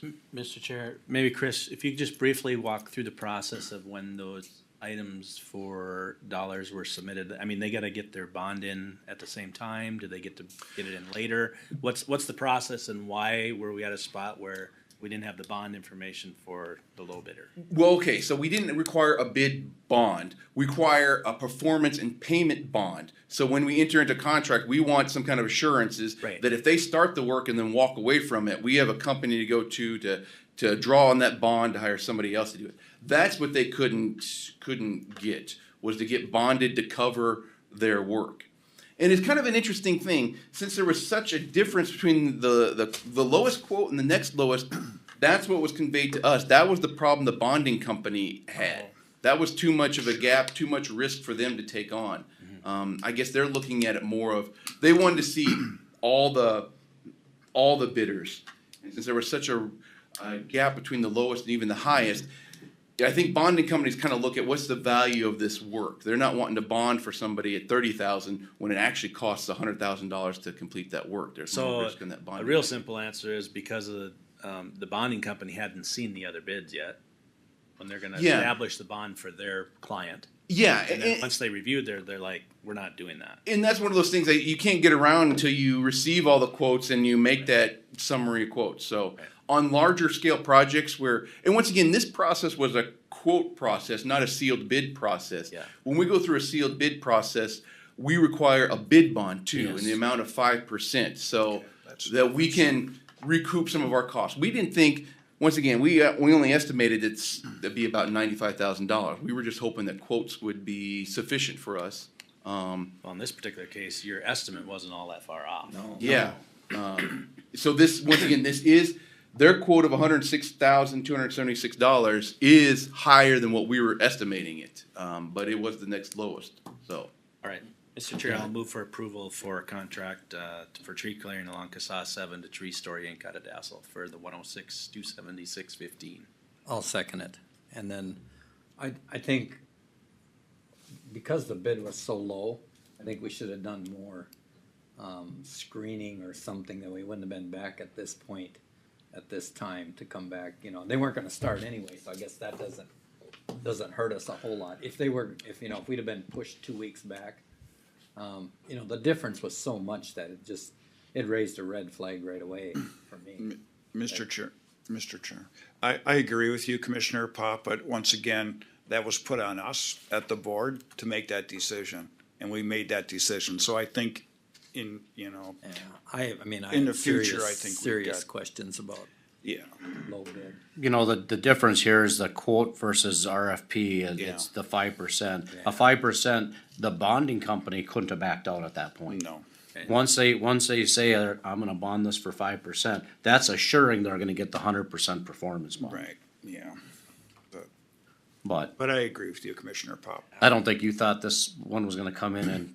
No, we weren't 30s. expecting to have a $70,000 gap. Yeah. And that's where, that seems like it's more of a policy question. Yeah. Is the board okay with us spending $70,000 more on a $100,000 contract? Well, you bring up, Mr. Chair, you bring up a good point, Chris, and Commissioner Heinen brought it. You brought it to us, and we We chatted approved about it. it and said, go for it. So I Yeah. think that's off your shoulders, that's back on us, and now we move ahead. Providing they could get the proper documents for us, Yeah. like the performance bond. Right. Cause we don't wanna pay it twice. Then we might as well win with the first one. Yep. Yeah. And once again, those larger construction projects that are over that $175,000 where state statute says we must go through sealed bids, that's usually not an issue because they're only bidding that project if they know that they have the capital and the assets to back up their bonding company, and get bonded for whatever their bid amount is. Yeah. Coincidentally, I had the long-eared bats or whatever they're called come up on a project of mine outside of the county stuff, so I started chuckling on it. I knew the parameters of when we could do things and when we couldn't, so. Anyway, we got a motion and a second. Any other discussion? If not, I'll call the question. All in favor? Aye. Opposed, same sign. Motion carries. And Commissioners, that's all I have for highway business unless there's questions. No questions here. Thank you, Thanks, Chris. Thank you. All right, who would like to start with commissioner updates? I'll go, Mr. Chair. Thank you, commissioners, for our goal session. I thought it was a good time that we had open discussion a few weeks ago, and hopefully we can attain some of the things we talked about. As I mentioned before, I was at the One Water, One Plan Policy Committee meeting on January 4th. Of course, we had our extended cow on January 8th with ARPA, Emergency Management, GLT, Cannabis, and discussion with Benton. Also, Commissioner Pop and I were able to attend the Benton Sherburne Corn Growers Irrigators luncheon at Dwellum last Thursday. And then that evening, we did have a planning commission meeting with quite a bit of discussion in regards to a gravel pit that was approved down here in Glendorado Township. The reason I bring that up is I think it's important for the board looking forward and that Chris is here. There was a lot of discussion about what's going on with CASA 9. I mean, we've got these multiple gravel pits over there that are really beating up that road. And correct me if I'm wrong, CASA 9's not even on our 5-year plan. That's correct, it's So not. something to think about going forward because that road is really taking a beating, especially from those gravel pits to the south. So probably gonna hear more about that in the future, but it was a very legitimate concern from the people that live there. Yeah. You know, it's all rutted out, old water, it's a skating rink. It's good information. I think this information always has to be brought forth to us when we're doing our plan. So when we talk about the plan again, you're probably gonna 1 hear it year. from me again. Yep. Yeah, but I'm just, I wanna bring that up because a lot of the neighbors had a lot of concerns about that. Maybe we need to look at how much gravel tax is coming out of them pits. Yeah, maybe, and I think you'll probably find that those numbers aren't near what we would need to do much of any Do work much on with the CASA road, 9, but oh, yeah. that doesn't mean it can't go towards it, but. And it's hard because as the planning commission sits here, we're not the road authority, right? Yeah. So you hear these concerns from those landowners and they're legitimate, but. Right. You know, So- do you say we're not gonna approve the gravel mine because CASA 9 needs to be redone? You know, I mean, those are just the discussions that happens during the public hearing. And I would imagine most of that gravel is going south, coming out of those pits. That's what That's our the experience problem, is, that's so. leaving the county. Yeah. And this is a particular, I believe it was a 39-acre parcel, 40-acre parcel, 39 acres they're looking at. They're gonna do it in 2 stages, you know, roughly year 1 through 10 is a 20-acre piece, and then after that it'll be the second stage. But it's the double-edged sword because it's kind of nice they're all located in one location, but yet there's a cost to that. There is. So So something to think about. Is there a way of doing a tax that if it stays local, it's X, and if it goes, you know what I mean? If it's going out of the county, then you pay this. Yeah. Maybe, I don't know. That'd be maybe a Good Roxanne for question. Roxanne, Michelle, and Yeah. Christine. And which actually brings up another point, we can talk about this later, but it would be nice to have maybe quarterly reports on our aggregate tax that's coming in, so we can see what's really going on there. And, you know, the other part we could do is talk to other counties. I know they're taking a huge amount of gravel from the Delano area, and they're running it to the Maple Grove area. And so that's coming from Wright County going into Hennepin County virtually. And it's just trucks, 30 trucks daily hauling right now. Because they built all their gravel around the Maple Grove area, and that's where most of ours is going, I'm sure. Right, that's all I have, thank you. I didn't have much other than the same ones that, Commissioner Johnson and I were at. We did have a extension meeting on the 3rd for the memorandum of agreement going up. We set the parameters. It looks like we're gonna have maybe a 12% increase in our agreement with the University of Minnesota next year. Their wages seem to be the big hangup, that they're so far behind, they can't keep people. That sounds familiar. Yeah. Every subcommittee I've been to is the same thing. No, Wages. they hire people that, are coming out of college, or like the 3 week before we got in here, and my God, they can find a job any place for that kind of money. The crops guy left for private entity, worked so we're back at square one on that one. We're down on crop. So they're working through that. I think we got another meeting coming up,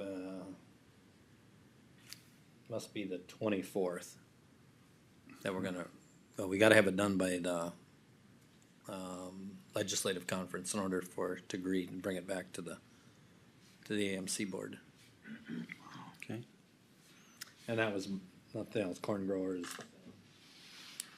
I did have the meeting with the commissioner of the DNR and the commissioner of agriculture in the cities on Wednesday with right during You did? Micah. Yeah, was really good. We'd had, I think, I didn't tell Chris, we had a large talk about, road salt with the DNR commissioner. They like to see it gone, but they said MnDOT won't have nothing to do with it, But we gotta get the consensus of the group, and it was MPCA and some of them was, something's gonna have to be done. We can't keep going after road salt at the current rate that some of these entities and cities do. It's not sustainable for our natural resources down the road. So it's, what are you gonna do? They talked about more pre-treat and stuff like that could help that. So I think that'll be a discussion that's gonna be coming forward in the next number of years. All right, Commissioner Schlangen. Our SVP was recognized by the city of St. Cloud on January 8th. So I was able to go to that, and then we had the Career Solutions meeting and Minden Township meeting. And they were discussing the interest of having oversight with the absentee ballots at the meeting. Okay. And had a resolution to present. Okay.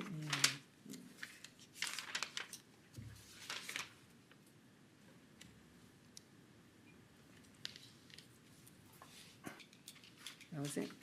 All right, Commissioner Okay. Heinen. Career Solutions, I got voted chair again. This will be my last year as chair, though. It's time to move it over to Stearns County. I had a shack meeting, just, alls we did is we talked about everything we did last year for retreats and meetings and all that, and what to change for this coming year. And then I also had a criminal justice meeting. Of course, all three of these were the same day. Of course they are. You know, started at 8 o'clock and finished at 6 o'clock. And on the criminal justice meeting, they talked a lot about funding their action team, the mental health, of course. Then they said that Judge Jesse is gonna retire April 30th. His last day will be July 12th. Yep. So, and then they talked about they had 44 inmates in the jail right now. 5 of them are females. 1 on STS program and 5 on Huber program. Correct. And that's all I had. All right. Mr. Chair, could I ask a question, Commissioner Heinen? So on the STS, there's 1 inmate. 1. And we have an STS supervisor Correct. dealing with 1 inmate. 1 inmate. So they're keeping, so everything's done in-house over there at the jail for that STS program. Yes. I think in the past, it's been a crew of people going out and doing this. And I think, based on what I've heard, is that's why some counties are doing away with the STS program. And Monty, correct me if I'm wrong, but since our time here, we moved STS out of the state back to the county. Yep. Yep. So your crew leader is also a detention officer, Mhm. and work in the jail. Yep. Right. Okay, but they'll run a crew of 1. Yeah. Well, and they're subject just to the people that are available to go out and do that. Oh, Correct. I understand. But yeah, it's. But in this case, it could it's be 0. one-on-one? Okay, Yeah. all right, thank you. Yeah. All right, a couple of mine, I also echo Commissioner Johnson's, our goal setting, I thought was really good. Went quite a while and we got a lot out of it, I think, a lot of direction, so, couple things we keep beating the horse on, but we gotta keep going. I did have an APO meeting as I alluded, we're gonna be having a special meeting coming. It's not a special meeting, it's gonna be at the City of Sartell, next month it's a Wednesday. I forget what day it is, but we're gonna talk about Beltline. We're gonna have our board meeting first, and then from 4:30 to 5, and then we're gonna have a larger session with more people involved to discuss the Beltline, and its existence and what people wanna do with it, because Sartell has an issue with the alignment, so does, St. Joe. So, hence that comes to our CASA 29 extension on if this Beltline is gonna continue on, if it doesn't, and what do we do with 29 extension, because that was part of the APO Beltline when we applied for federal grants or federal money. I think that's February 7th, because I know it's Yep. during our drainage conference. Yep, so, you are absolutely correct. So, we'll be at that, that'll be good conversation. Will you be there for that, For in the evening? Yes. Okay. Yep, so will Chris. Yep, I'll be there and, At the drainage? no, No, it's separate. this is that's at Sartell, so. Special APO meeting. Criminal justice, you covered all of that. We did have a meeting, I thank Amanda and BEP for setting up the SNX Precision Tour with, Senator Klobuchar. Tim, you were there. I thought that was a great, exercise. She had given us 45 minutes. I think she was there for an hour and a half. I know her people were pushing her to get out of there, but it went very well. Everybody got a little chance to talk. You must have took a couple hundred pictures. But it was, she's very sincere on helping out the area. We did get to kinda, give some, pushes on our infrastructure projects, everything like that. But no, that was a great meeting, so. Hopefully we can continue to do these and set up some of these on our own when these senators and legislators come back from DC. I'd like to see that more often. That was it. Okay. Commissioner Schlangen, we'll come back to you on, consent item number 6 under, commissioner comments. Okay, And I apologize again for skipping over discussion. What kind of discussion did you wanna have, or what did you wanna say?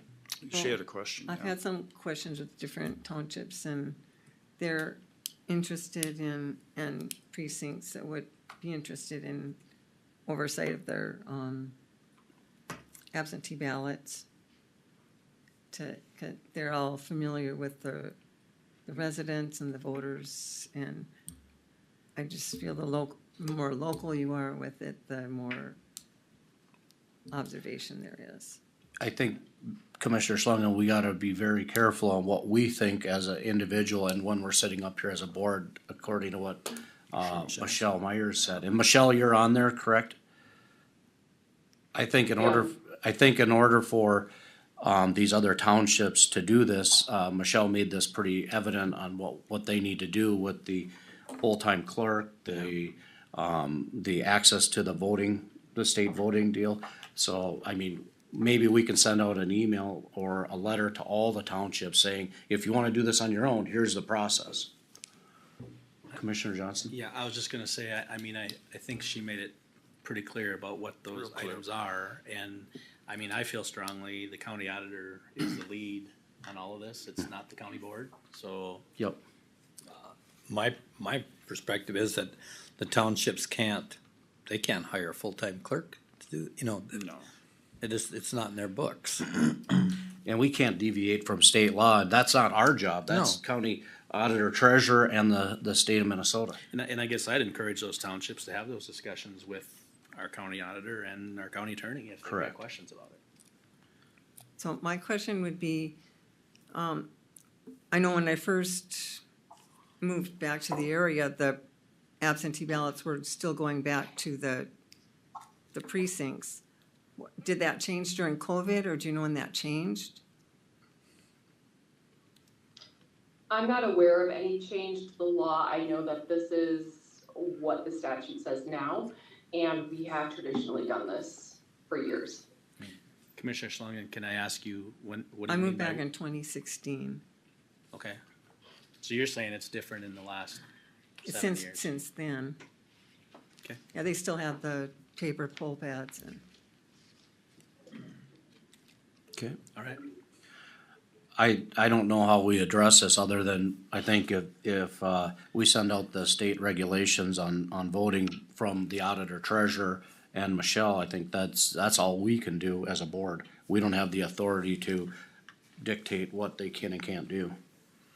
And we gotta, once again, be careful individually by saying this is what we can do, because it's gotta be an individual perception, not as a representative of the board. Right. Make Okay. no statements that's gonna represent the board, only an individual thought. Yeah, especially when it comes to voting in elections.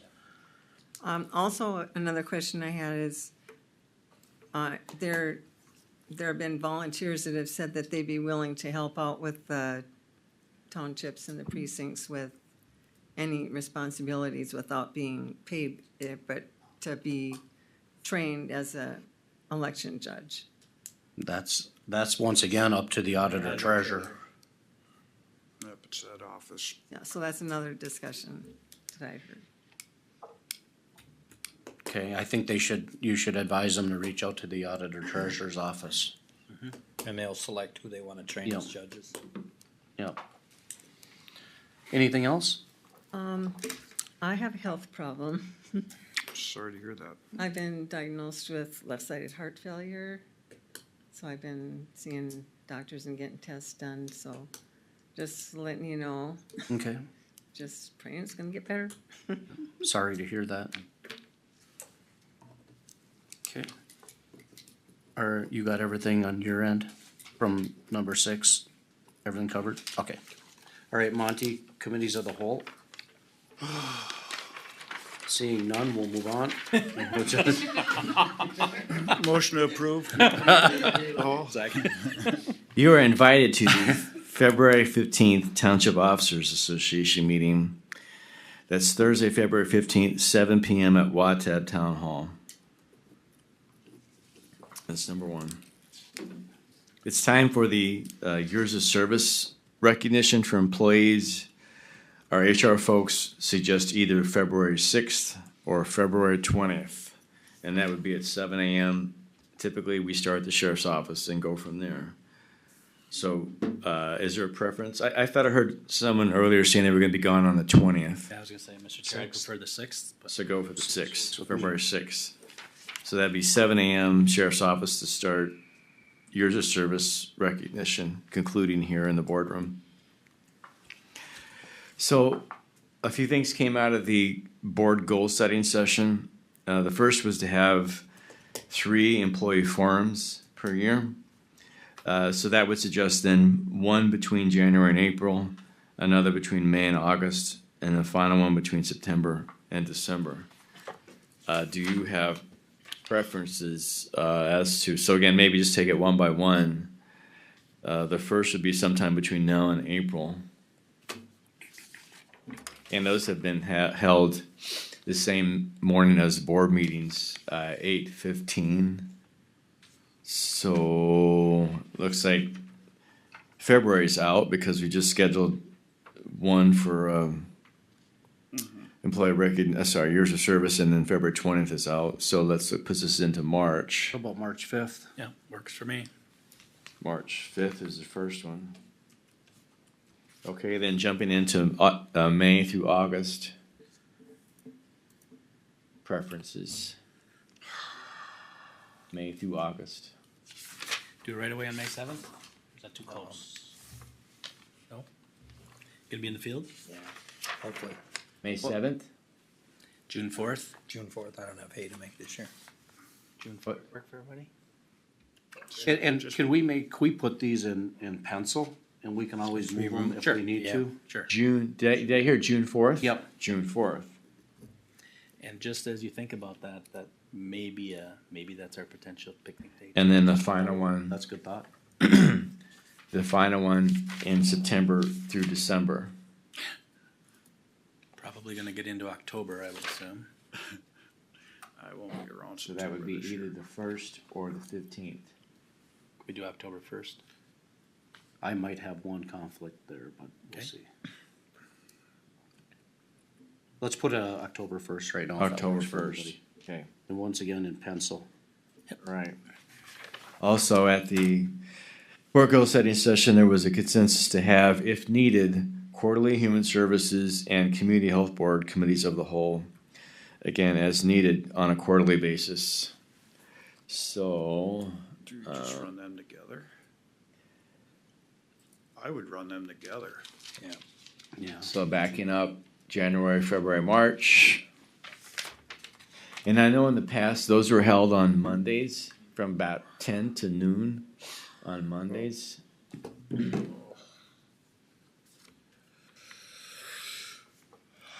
You're sighing. February 26th?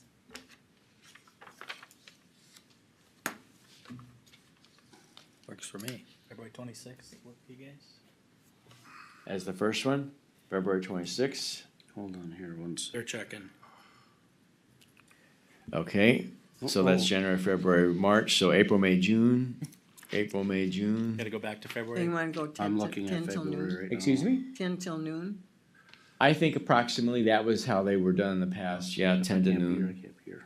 You We'll know, just put that if at nothing 26th. else, Monty, let's see if we can't get them started earlier in the morning.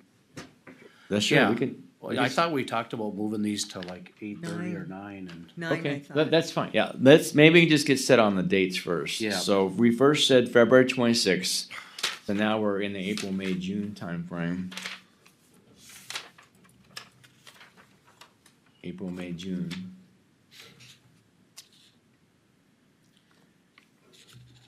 May 6th. May 6th. May 6th, Ed. It's early in the month. And once again, when we're scheduling these out 3-4 months, I'm It's hoping impossible to. we move them if we need to. Sure, we're scheduling. Okay, now Yep. July, August, September. July, August, September.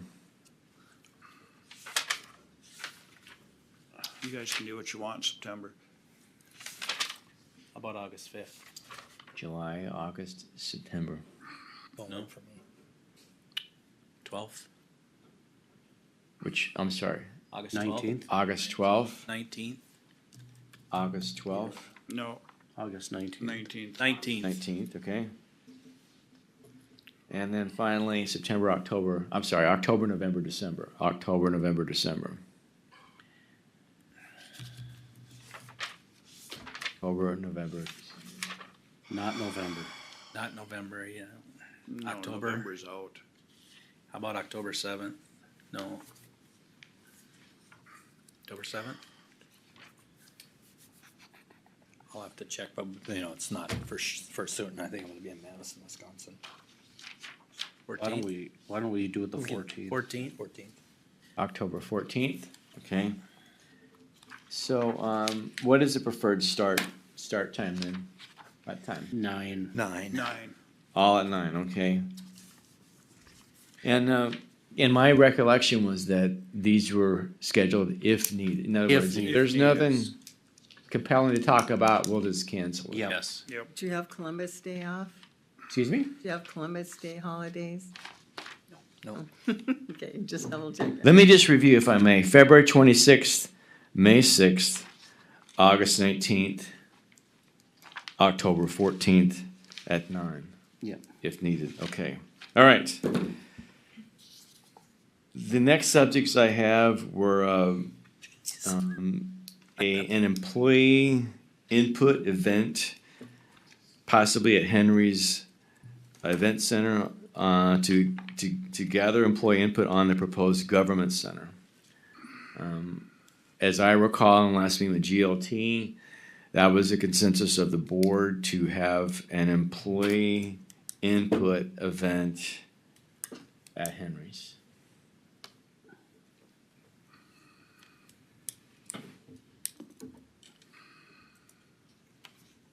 Wait, what was that date? We don't have it yet. Oh. I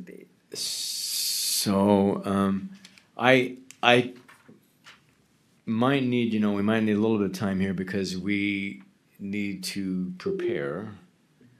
And we need those three-dimensional renderings from GLT. I do not know the status of those. So we probably want to schedule this 2 to 3 weeks out. Or so. So here we are on the 16th. Did we schedule something on the 5th of February? It's a Monday. At one point, we did a fully open house, but that's long gone. Monday, February 5th. Is that enough time? I think so, yeah. Are you talking, what time of day are we thinking? Well, I think we had some discussion about possibly do we actually need 2? Or just, do we have one in the after hours? We have a meeting Or that night, do you have one daytime and one evening time?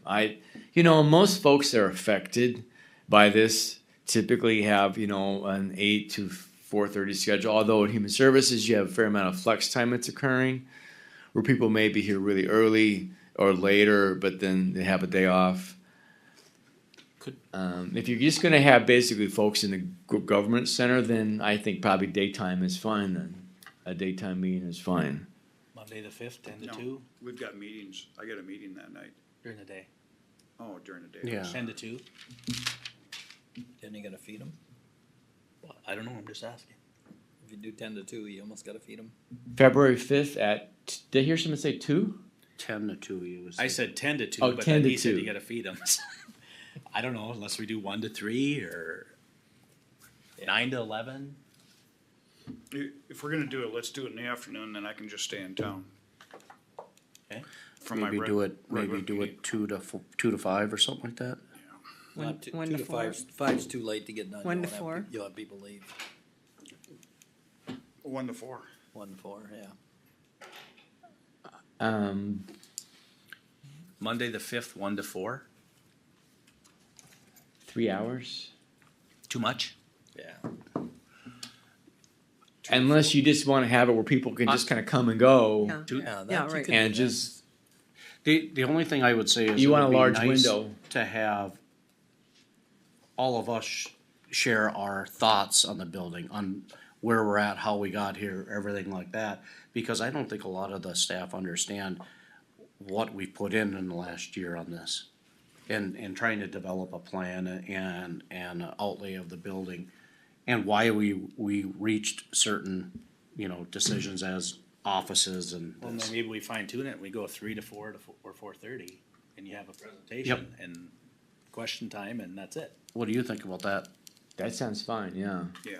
Maybe 3 to 4:30, 3 to 4:30? 4 o'clock, we're gonna have a presentation, Yep. something to that effect. All right. Yeah, however. Now, of course, this is all subject to availability of Henrys, which I have no clue if they're. So, February 5th, 3 to 4:30. Presumably, we're gonna want. Oh, I should ask. Do we want GLT and Contegrity there? Okay. Absolutely. Okay. All right. If it doesn't work, we'll change the date next round. So, two final subjects, and this was talked about, I think, too, at the goal setting. Some discussion with Sheriff Hack about jail staffing, jail overtime, etc. Also, probably, you heard a bunch of proposals about the use of ARPA funds. And I would imagine that the cities and Amanda, they do need some feedback on where does the board stand on those requests. So that might be something you could package together is discussions about jail staffing and ARPA and anything else that may come up between now and then. My opinion is that this has got to get done sooner than later with the ARPA. It What we're does. gonna do with it, so we can get it out to the cities. So, And I wanna have a discussion amongst us without the city sitting there. Oh, no, definitely. This is just amongst us. Yep. At like a cow. Yeah. Yeah.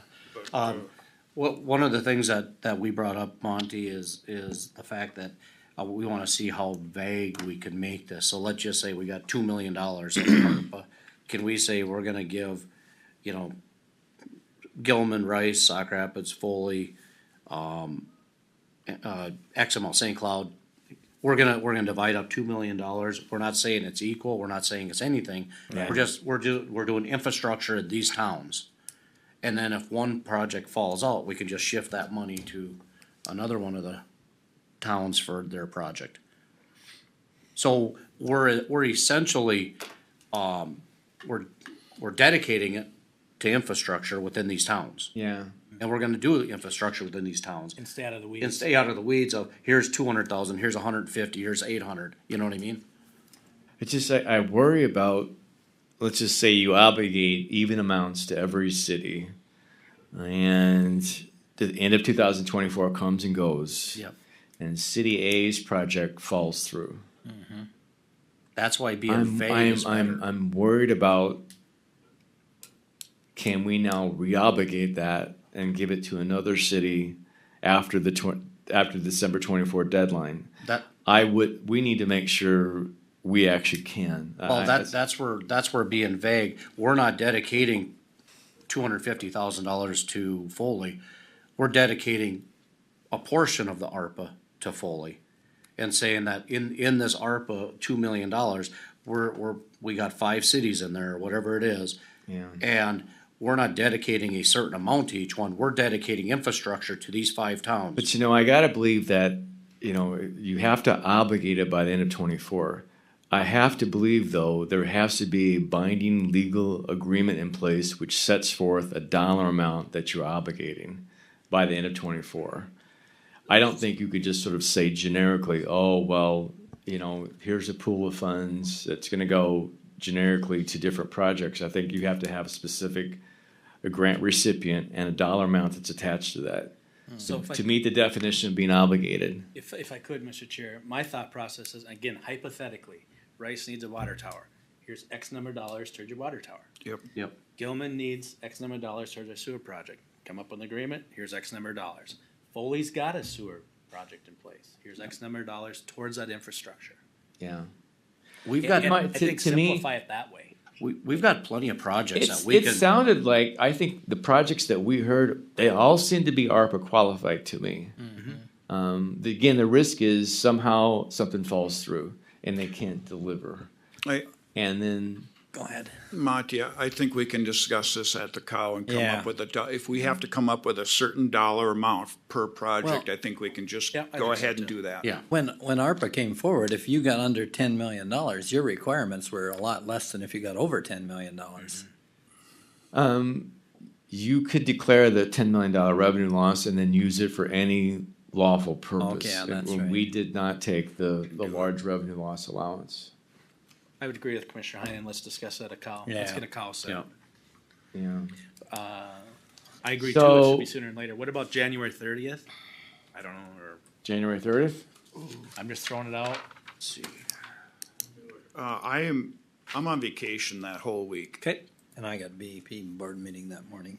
How, Monty, could I ask, do you know what you expect to be on our February 6th board meeting agenda that day? Is it gonna be heavy? Any idea?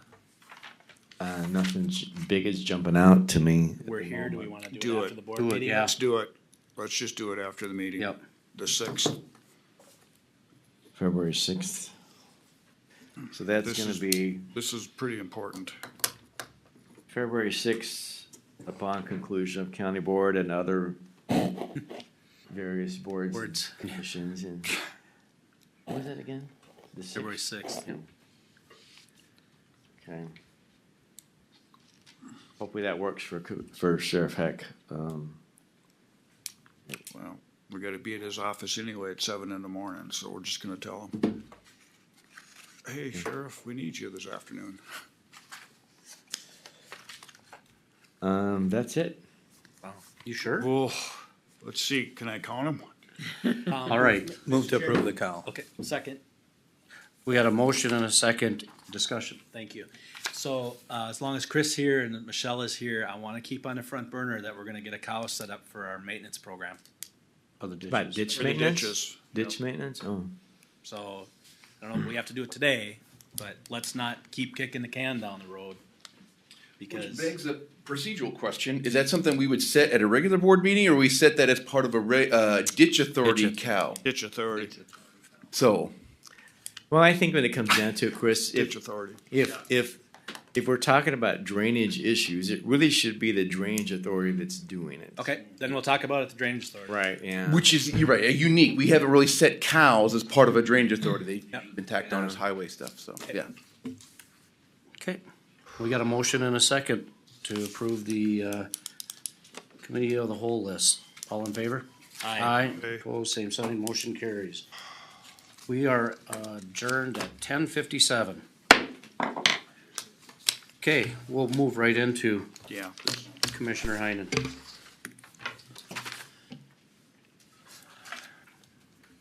We're gonna call the Benton County Community Health Board to order. Sorry. You're on it though. Okay, approve or amend the agenda. Anything to add to the agenda, board and/or Jacqueline? No. Move for approval, Mr. Chair. Second. Got a motion and a second. Any discussion? If not, I'll call the question. All in favor, say aye. Aye. Aye, opposed, motion carries. Thank you. Consent agenda, item 1, 2, and 3. What would the board like to do with that? Move approval. Second. Got a motion and a second. Any further discussion? If not, I'll call the question. All in favor, say aye. Aye. Aye, opposed, motion carries. 3, Jacqueline, update. Or presentation, sorry. I'll give you a copy here.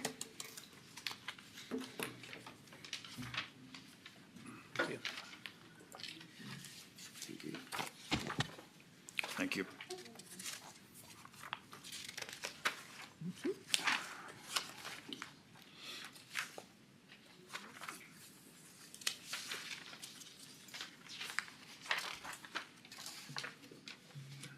All right, well, again, good morning and happy for the time of the agenda this morning. I'm just gonna do a brief overview of our public health department.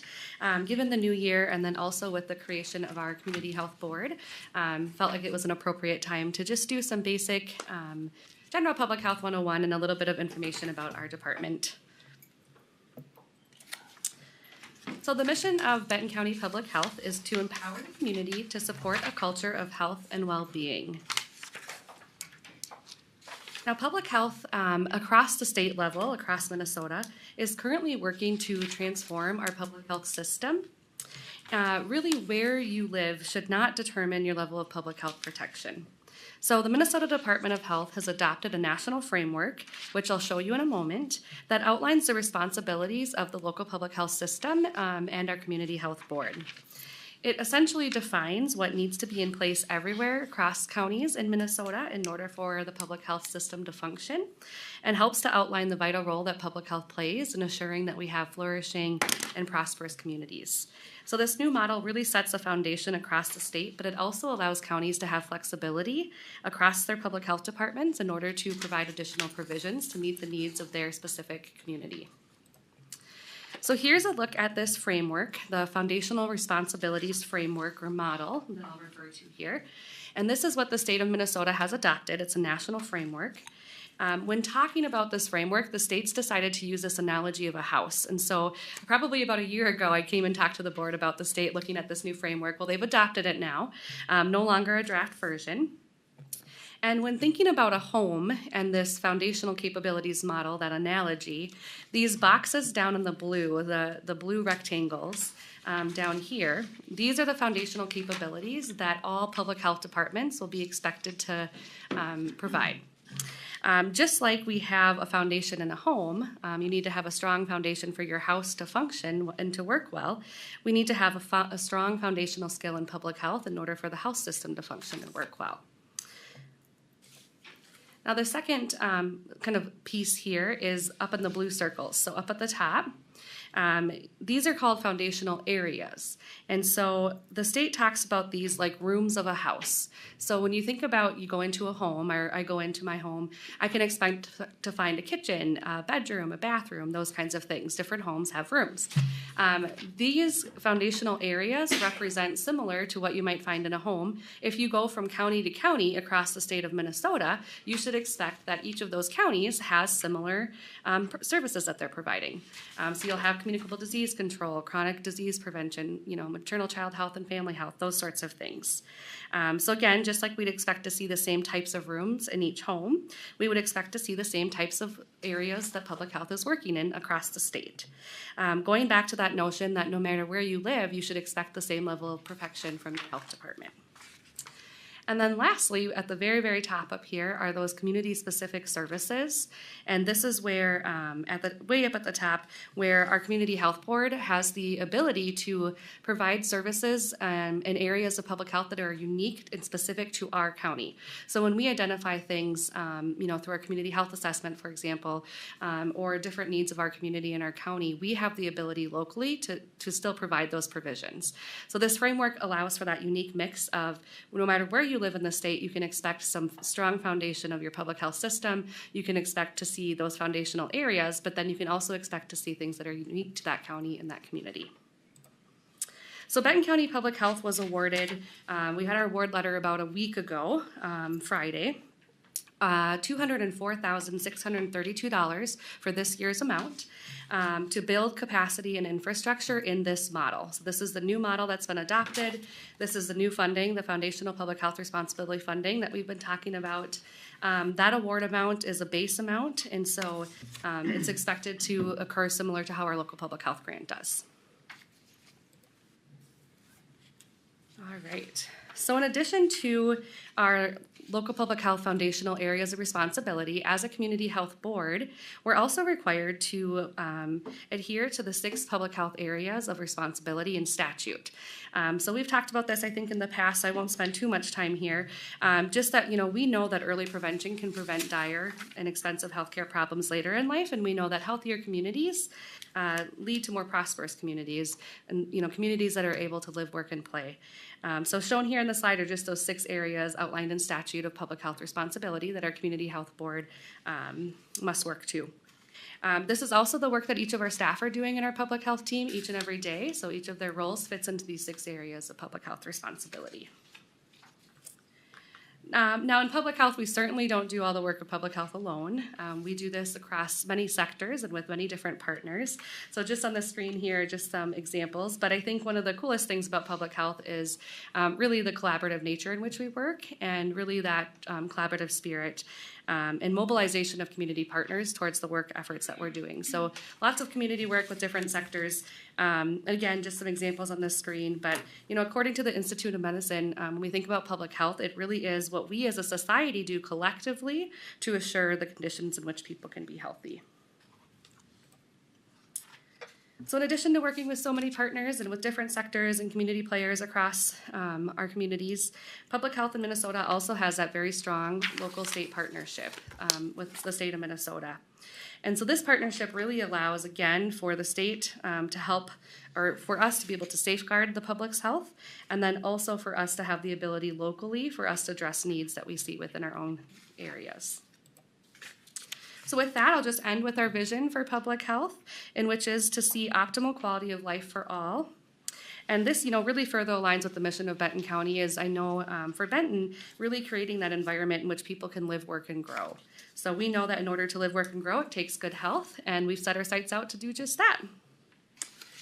So lastly, I just want to close with the creation of our new community health board. Our health department has some new contact information, so I wanted to update the board on that and also the public. So we have a new PO box, we have a new phone number and fax line. We're keeping our same email address and then our same Facebook page, but that information is there on the screen. Great. That's it. Yes. Thank you, Jacqueline. Any questions for Jacqueline on this? Okay, got anything else, Jacqueline, to add, or? No, that's it. Great, thank you very much, I appreciate it. Thank you. Okay, and now we're adjourned at 11:06. I think we're gonna take a very 2-minute quick recess and we'll get into ditch authority. Okay.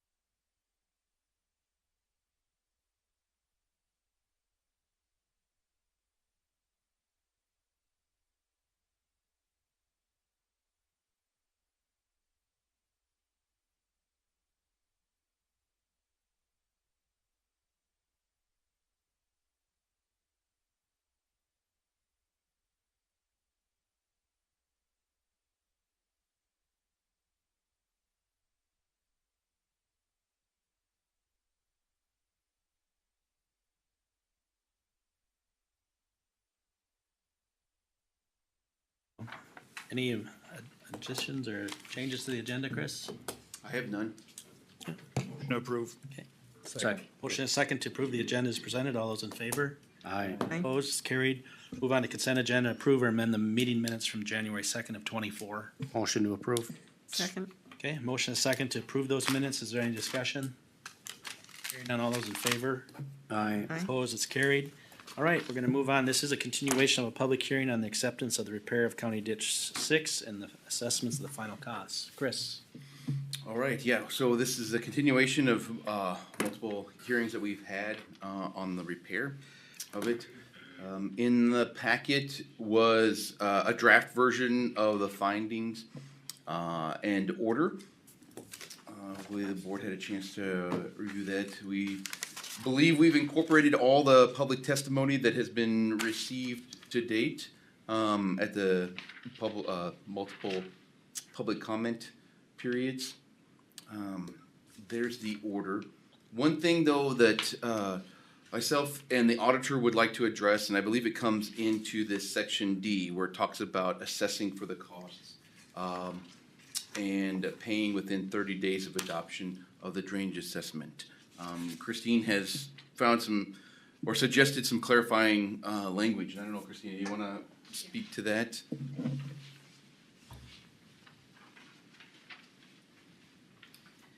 So I'm just looking for clarification for the letter that I'll be sending out. Whether you're establishing the interest starting 30 days from the adoption of the resolution, if that happens today, or if you would want it to start January 1st, 2025. Mr. Chair, Yeah. I think 30 days after would be where I would go with this, cause you wanna get it out to everybody and give them the After opportunity. today's action. After today's action, correct. Any other thoughts? I pretty much agree. No, I would have to agree. Beth? Okay. All right. So it's 30 days after today's action? Thank you. Okay, thank you. With that being said, then we would probably, I think Michelle can correct me if I'm wrong, but I think we should probably put that into the order part of the findings in order. With that being said, if everything else is in good order, we can move forward with that and bring that back at the very next Drainage Authority meeting with that clarification added into the order. Chris or Michelle, are you talking about, you would maybe make this item G then? I mean, in a clarifying statement, or what's your So thoughts we there? do, sorry, my apologies. Go ahead. We do have it listed in D Yep. as if the entire assessment is paid within 30 days of adoption of the drainage system assessment, they will not be charged interest. Okay. So that is how the language reads, So- which is consistent with the statute. Yep, okay. All right. Mr. Chair, Yeah, go ahead. I do have a question now about that. So if we adopt it today, we get the mailing sent out, it's gonna take a week for the mailing to get sent out, and then they're gonna see it, and then they've already lost 7 days. And then we're gonna have people coming back, or they could lose 20 days. I'm just hypothetically thinking, you know, do we think differently? Do we give them 45 days or something like that? Just because of the mail and everything else and notice? That's a good point. Unless Mr. Brenny wants to go around and tell everybody today. I think that's a good point. Yeah. Yeah, no, I like sounds that. good to me. And maybe I want to add this too, just so it's on public record, it's, printed there, but it was agreed, or it is in the order, assessment 4% interest over a period of 10 years. So that's where, to avoid that 4% interest, is the 30/45 days. That corrects the item above that in item 6, I think, or something, that talked about the original 7 years. Correct, yep. Correct, yeah. So then, Mr. Chair, at that point in time, we should, with letter D, we should put it at 45 days of Correct. adoption. If that's, I'm sorry, Mr. Chair, if that's I what would the agree board. with that. Michelle, is consensus okay on that, or do we need a motion to change item D then to stay 45? Well, you haven't adopted the order yet, so I will change that, and then we will just make sure that when you adopt that order by motion, that it includes that 45 days of adoption. Okay. Okay. All right. Anything else on that, Chris? Any other staff report? No, I didn't feel the need to go over the completion memo or anything like that, which was attached to the agenda item, but. Yep. Okay, and I think out of courtesy, I see Mr. Bernie's here, we can open the public hearing parts. If you'd like to make any statements or anything before we move on this.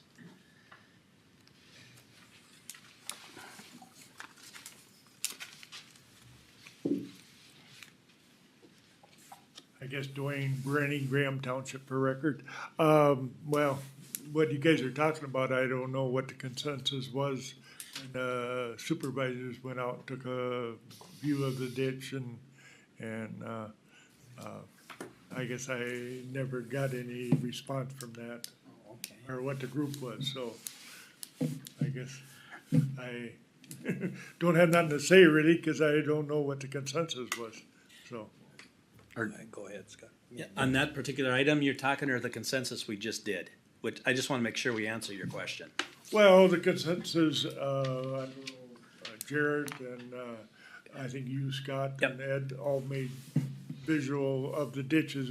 What, you're going forward, are they correcting anything, or is it staying the way it is? I guess that's kind of my question. Mr. Chair? Okay, yep, Commissioner. From my standpoint, I did share my views. I thought right away that there was issues.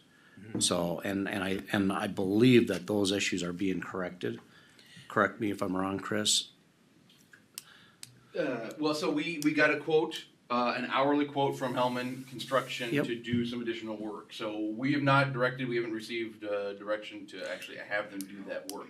I think it was still kind of a question, is like, do we change order that again yet into this contract and then add additional cost to the repair project? Or is that part of our maintenance? At this point, do we get to a point where, okay, did we meet the intentions of the repair project? Did we restore drainage to as it was originally intended when the ditch was established? That's the main goal of the repair project. Did we do that? Then anything additional, should we add that onto the repair project or handle that as a maintenance item going forward? And Chris, that's where I think we. Chris, the caveat of that is, regardless of which one it is, it's a charge the ditch. Yep. So Exactly. I think Chris's point is, do we finish the contract and move into a maintenance then to correct it, or do we do another change order and hold this up? That's kind of the discussion. But we gotta have. I think what Mr. Brenny is getting at is, there was some things in the ditch that weren't done according to what, you know, the 2 inches versus the 6 inches, and I took pictures of those too. Of the stumps and stuff. Yeah. But So- but there again, I think it's a question for the ditch authority. Do we change order it, have it finished up with the hourly rates we got from Hellman, or do we move it into a maintenance issue? Is what I'm hearing. Well, okay, what I just heard now is there something a different. discrepancy of did the contractor fulfill the contract requirements or not? And I thought that when we rode around with one of the landowners, that generally the contractor had probably fulfilled the contract obligations, but maybe the expectation was that we should have done a little bit more. Okay, Yep. did every single stump go within 2 inches of the ground? Okay, maybe not, but generally was that. And it was admitted that we didn't have inspection out there 100% of the time, measuring every stump with a ruler to do that. And to clarify what you're saying is we use that as kind of like an example of what we're doing on other ditches moving forward. How we expect these to be. We wanna be able to drive an ATV or a vehicle down each side of those buffer areas, correct? I think that's what we had discussed. But again, I think it gets back to, you know, are we putting it on the repair, or are we gonna use it as a maintenance issue? Yeah. That's the question. Cause I don't think it's a question of whether or not it has to get done. Yeah, it's gotta be done. Well, I think we looked at some that we agreed that if they were gonna make hay on that, we were in a whole lot of trouble, Yeah. Yeah. you know? Again, is it a final to the Well, repair, or is it? I think it's a final to the repair because it wasn't done the way it should have been So done. through the change order process, then the repair would be, that's how you'd. But even recommend it be at done. 2 inches, I would have a hard time saying you're probably gonna make hay on that. I wouldn't. No, we're taking it down. We're taking it down now. We've agreed with with Hillman was out there.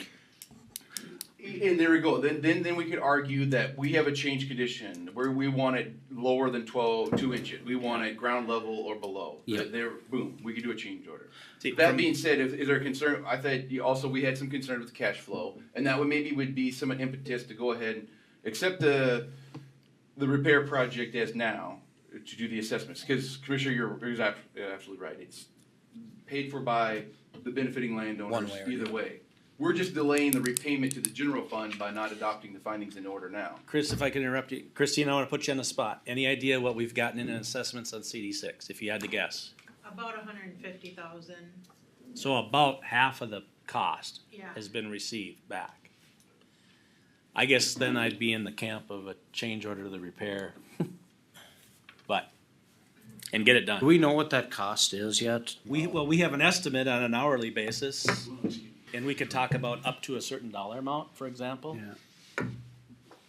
So that's what it was. I mean, because it's hard to estimate how long that would be. So Hellman Construction provided this quote on using different pieces of equipment, and this is because this is similar to what they did on these later ditch repair projects. They used these same pieces of equipment and give me an hourly rate. So that was my suggestion. I thought that maybe the Drainage Authority would approve an additional $10,000 worth of work onto the contract. And then I would work with Hellman Construction and say, okay, for $10,000, we get so many hours of this Cat 299 with the mulching head and the Cat 259 with the rotary mower, and we'll go up and down the ditches and see how much we can get. Or 15,000 or 20,000, because at this point, it's hard to say how much time that would do that. They're looking to me to provide that guidance. If it was part of the original contract, then that would be part of their original bid, but. Mr. Chair? Yep, Commissioner. How I look at this is the reason we're at this position was because some of them were 6 and 8 inches. There's some 2 feet. Yeah.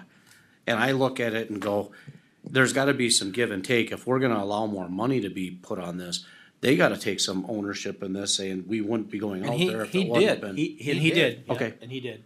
And he flat out said, I'm not gonna stand here and say we didn't miss any stumps. Yeah. He said we did. He said, and I'll work to the best of my ability to clean up what I thought was ours. But he said, but to the benefit of the doubt for him, I don't know that it was real clear to him Yeah, what it our wasn't. expectations were, Yeah.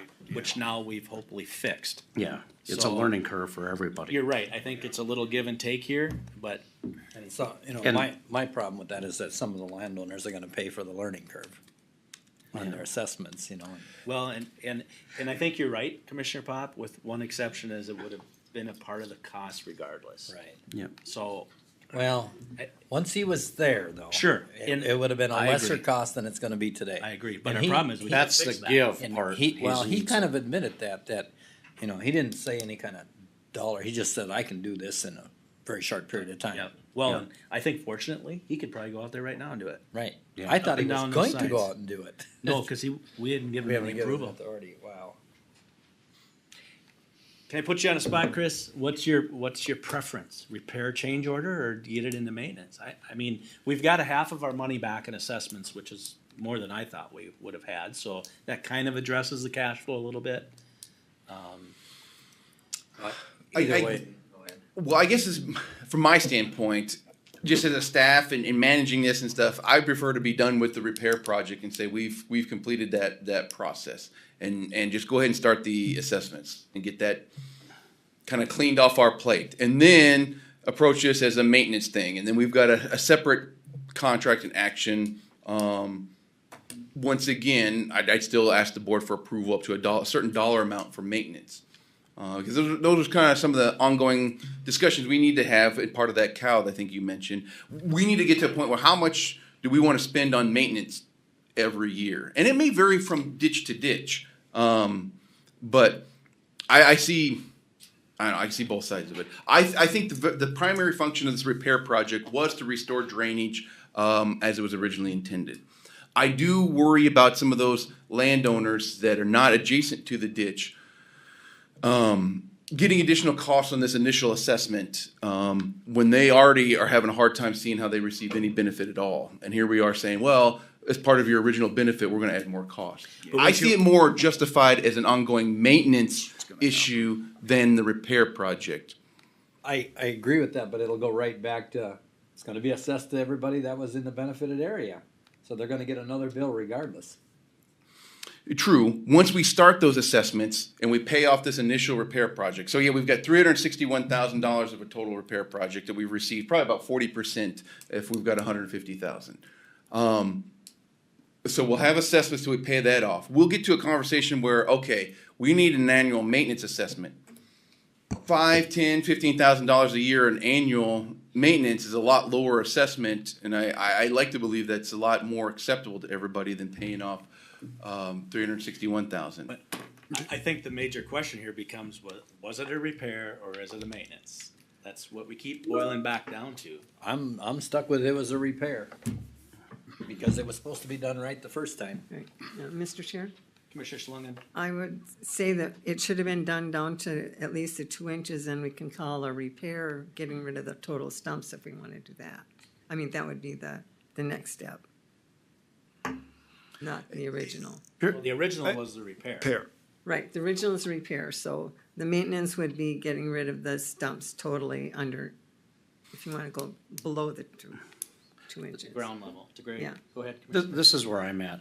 I think Hellman's is doing the right thing moving forward. They got a lot more direction from us on the other ditches. I think this is gonna be a moot point if we go and have this conversation with them. I kinda like the fact of it being a maintenance deal, because who knows, maybe that's $1,000 or maybe that's $2,000.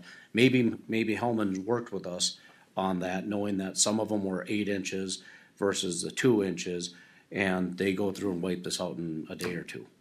You know what I mean? I think that he's gonna come to the table, and he's already done it on other ditches to. Oh, yeah, he learned from what we expected. Exactly. And I would, I'm a little leery of giving him an X number of dollars to go back and do this. I'm not, because some of this is his learning experience on his behalf, and it wasn't done right. I don't care how you pencil out. When you find a 2-foot stump right on the, within the 15 feet, that wasn't done right. He admitted that when we were out there. Yep. He said, yeah, this one should have been removed. And that's where if we do it on a repair or a maintenance side of things, we can direct Chris to go and get a realistic cost. Yeah. Like versus don't give them up to $10,000, because everybody will use $9,980. I won't do that. But maybe he comes back and says, $3,000. That's an easy fix. Get it done. Let's move on. Now it's like all the other ditches. Just a thought. And we can be done with this one. So, Mr. Chair, and I understand what you're saying, Mr. Kapinski, and I kind of agree. The only problem is that we'll be paying for that if he does it next year, and we'll be hanging on to that for 2 or 3 or 4 years before we actually go in and do something to that ditch.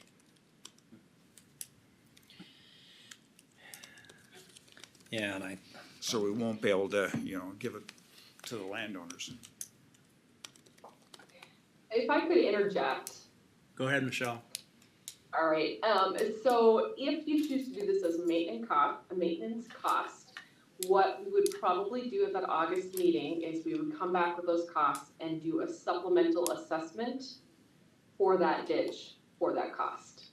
So we could do the repair separately, and then any maintenance costs we could do as a supplemental assessment, as the annual assessment. Okay, with that said, I'm kind of in the camp, and I understand Commissioner Kapinski's point. I'm kind of in the camp, to me, maintenance is taking over once it's repaired. Yeah. You're 100% right. Exactly.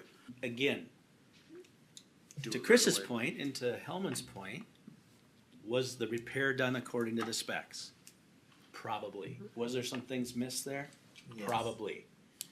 And we've addressed those going forward. So I'm more in the camp of a change order to the repair and then start clean with the maintenance. That's just my opinion. Anybody else? I would agree. I would I'll agree. go with that, yeah. I mean, and in this case, then, Chris, we'd probably have to go down the process of getting a number from Luke as a change order. Instead of this, it's gonna cost X number of dollars as a change order to get the repair, in our minds, complete. Okay. And like I said, I think we just caveat that with, Luke, there's things that were missed along the way. Let's make this good for both sides and get this finished up. Yep, I agree. I think he'll come to the table and be like, okay, let's get this done with. And not that we wanna spend more money than we should, but we have to keep in the back of our mind is this ditch system quote was considerably less than the second bid. I Yeah, believe. By a without couple doubt. $100,000. Again, that doesn't mean just because we were 200 grand behind on this, that we just go spend that, I Yeah. get that. But just to keep that in mind a little bit, and let's get it done and get it done right. But he did say to go through there, through secondhand.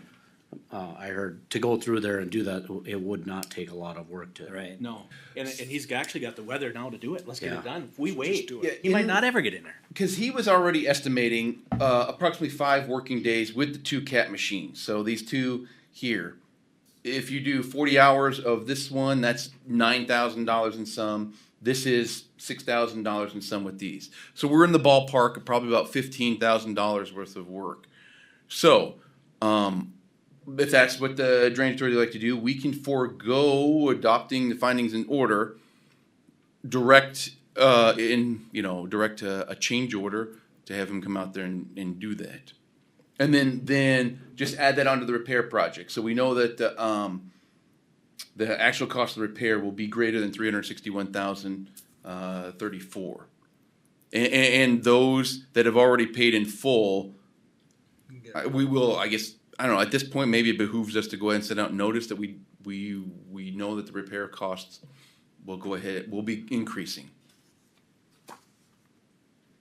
That's the other thing, is that wrench you throw in the system for the people that have paid. So, what was the total repair? 361. So 361, Estimated that at includes 422. Hellman's work, the engineering, the paying of the buffer strip payments, all that. So And what was Hellman's portion of that? that is in the findings up here. I believe that was in the findings. We had that because I'm not recalling it off the top of my head. Was it 160 some? I think it was more than that. Well, I do know that. That's in the approval memo down here. So 309,000. Yeah, it went from 218 to 309 with the approval of change orders, and that was one of those change orders Trees. was to Do the other side. trees. So then, based on what they requested payment for actual completed work, comes to $278,292.24. So that's the number that was used, $278,292.24 plus engineering, redetermination of benefits, payment of buffer strips, advertising, and all that comes to 361. So they're, based on that 15,000 that they would do to do this the right way, that'd be 5.3% more to do You know, this. I'm still in that camp of the change order thing, but this wrench throws it in with people that have paid their assessment. You can go back to them and tell them, if I- more money? May, Mr. Chair, Chrissy, do you know, are there some that have paid in full or what they believe to be full based on what we'd sent them out last fall? I know a couple. A few, not So- many. Most of it was the jurisdictions, the Okay. county, the highway. Okay, so we're not talking a bunch of people here that. No. Okay. I feel. That was only my fears, that some paid what they thought was full, and then we're saying, oh, no, when we have more that you need to pay. And my point to the change order route is we've already gone out here twice and change ordered this thing. Mm-hmm. Based on information that we had to get later and make a decision. Yep. So. If I could recommend a course of action, Go ahead, Michelle. all right, if you're going to do a change order, I would continue this hearing to allow you guys more time to get that information. We already have to resend out letters anyway regarding that 10-year payback period. Okay. So at that next hearing, we can then specifically address what those costs would be so that after Give that you meeting, time. we can quickly send out those letters. Sounds great, thank you. Yep. That's the way to go. Okay, so we'll continue the hearing, but when we continue it, we do need to set a date and time, or can we just continue that indefinitely? We need a date and time and location specific. Next board. Next board meeting. So next board meeting on February 6th, should give Luke enough time to get us a dollar amount. And does that work for you, Chris? Okay, I can't guarantee that work will be completed by then.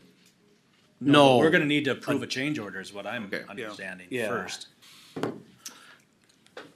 Okay. Does that make sense? Yeah, the work doesn't necessarily need to be completed by then.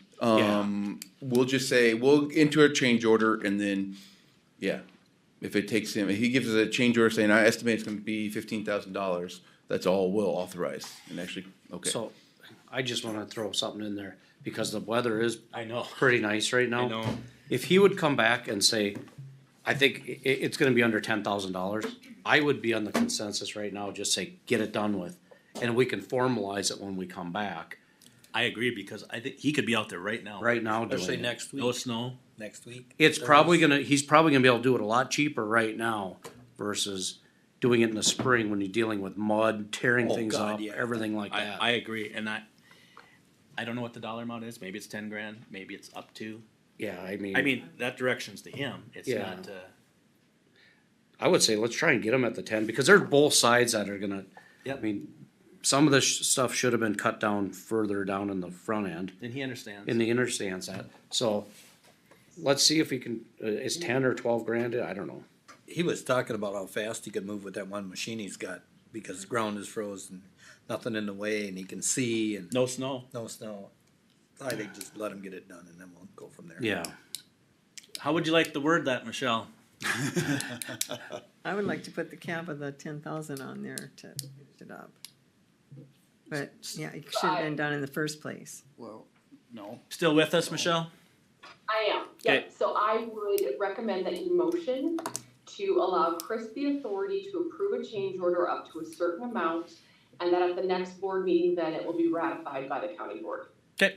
I'll split the baby I'll motion for 12.5, it's not his 15, Yeah. and it's not the 10. Okay, motion for 12.5 to give Chris the authority Up to. up to 12.5 for Chris's authority to get him going on that. Do we have a second? Yeah, I got a second. Second, any other discussion? And again, the hearing then would be continued. And, do you want a separate motion, Michelle, probably for that? Yes. Okay. I Any other would, discussion on this 12.5? I would still like to see if we could get it down to 10 if we can't. Okay, well, we'll Yeah. take a vote on it. So it's at 12.5 now.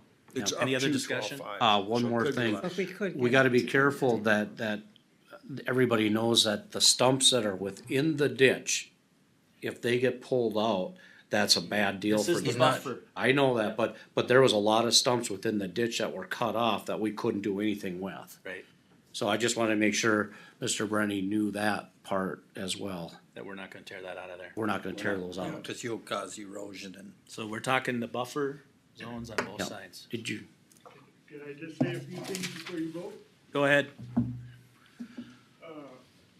When you talk about the 12.5, how about talking with Hellman that they split it? You know, it's kind of a learning curve. Hellman knew some of this should have been done better. Okay, if he says the price, let's say 10,000, let's say, hey, 5,000 goes to the ditch repair to the landowners, 5,000 you stand for, if he would go for that. I believe that would be a tactic that Chris would utilize on Yep. that. And I've got no problem making a call to Luke either No, on and I that. think Chris understands our Yeah. thoughts on that. And I believe that's our intention Okay. up here, sitting up To here. see, we wanna get it down as low as possible, Yep. knowing that there's, you know, But we there's have- concerns from the county side as well as the contractor So side. we do have to set a dollar amount. Yep. Okay, we have a motion and a second. Any other discussion? So, the only other thing I was gonna say from Graham Township's, portion, was there any more discussion on that, or is that totally gone? Separate item. Let me get a Okay. vote on this and then we'll talk to you about that. Okay. Any other discussion? Hearing none, all those in favor? I, Opposed? It's carried. Let's set our date too, and then we'll address Dwayne's comment. So February 6th, Right after the board. and here at the board room, 10 o'clock. 10 o'clock. So can we have a motion, a second I'll on that? motion. Okay, we have a motion. Second. And a second. February 6th, 10 o'clock, here in the boardroom. Continuation of CD6. All those in favor? Aye. Opposed? That's carried. Back to Dwayne's question in regards to Graham Township.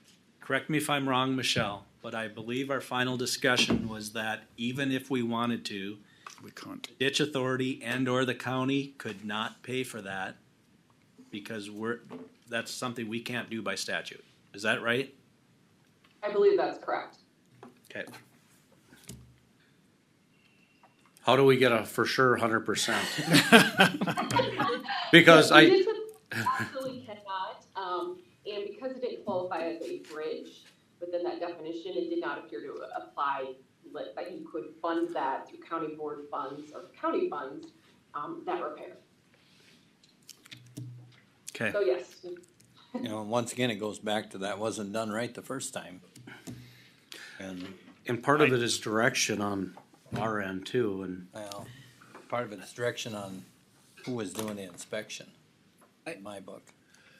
But if I may, board, you know, I think it was understood, and I don't think Dwayne would deny this. If we had incorporated it as part of the project, I think they understood that it was going to be township costs at that point if it was up front. Yep. And I guess I struggle as a staff person understanding that, well, okay, now that we're after the fact, why is it suddenly now not the township's responsibility? Correct. You know, we did, like on these later ditches, Maywood Township, there was no option. We had to replace them because their road culverts were not set at the right elevation, and or deteriorated or what have you, and needed to be replaced. And those costs were going directly to Maywood Township.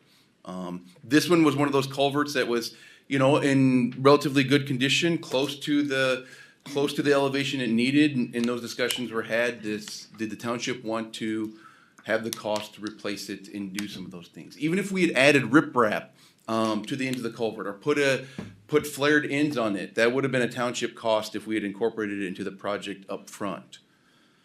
So now looking back, it is unfortunate that it did wash. Mr. Chair, I think it's just another example of learning, but then again, if it's not set at the right depth, it should be replaced.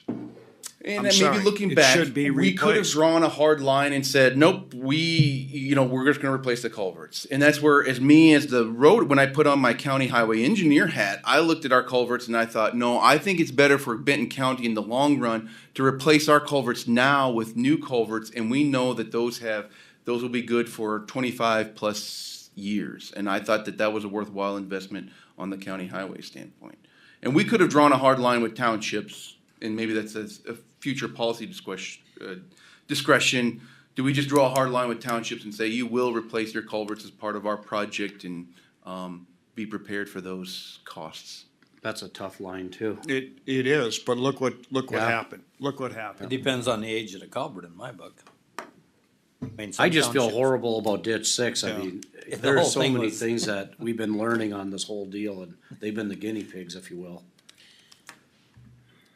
Well, which brings up another discussion that we can have at a later date, is maybe we should have a quote-unquote subcommittee of the ditch authority be able to meet with our highway engineer and talk through some of these things that we've learned for future spec requirements. You know, maybe we're gonna adjust some of those specs somehow or another. I think Luke took upon himself to take stumps to grade on CD 9 and 14. He didn't, I mean, because we talked about it, but he had no official direction. Yeah. Right. But he knew what As would long happen as he was there. out there. He was on ditch 6. He knew what happened there, so let's get it corrected. That's That's- his thinking. That's why I think this is gonna be a pretty easy conversation. Oh, is Dwayne's supposed to go back to the township and tell him that, well, I guess we were a learning curve. That's, Right? that's why I wish we could find something legally. Well, to- that's why I wanted to specifically ask Michelle, is Yeah. there something the county could do? Is there something the ditch authority could do to help? But I'm not hearing that. No. There's gotta be a gray area somewhere. Yeah, is there a gray area? Michelle, we got a gray area we can go to? Think like a lawyer. All right, Dwayne, did you have another comment? Can I make one comment? Yeah, I realize Graham Township that we had to take responsibility for it.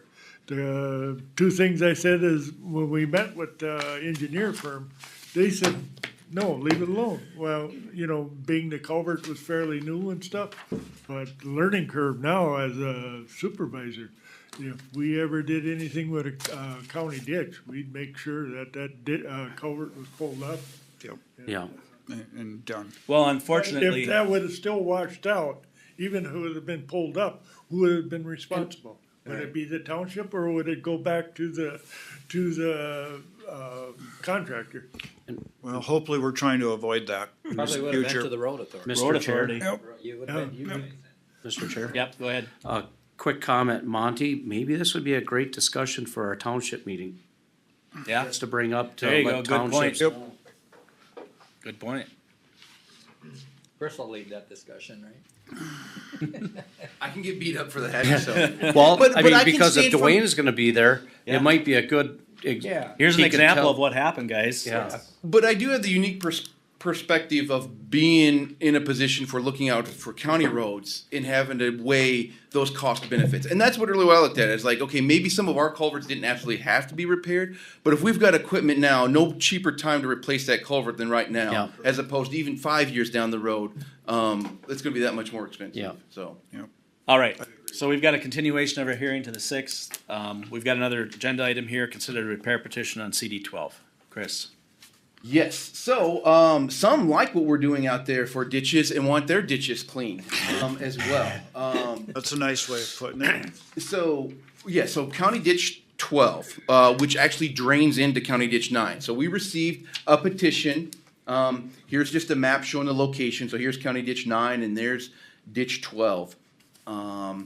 We received a repair petition from Eugene and Connie Stuffenecker, and we reviewed it. The attorney's office reviewed it to find it to be a valid petition. They do own land that is in the benefited area, and both of them are listed as owners and the only owners of that parcel, which are requirements of the repair petition.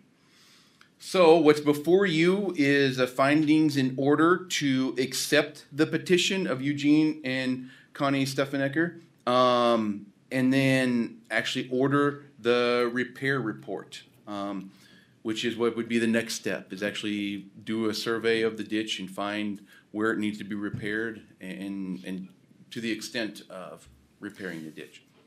Chris, what about redetermination of benefits? Is that That's already been completed because we did that when we did all of them. the time? Oh, okay, yep.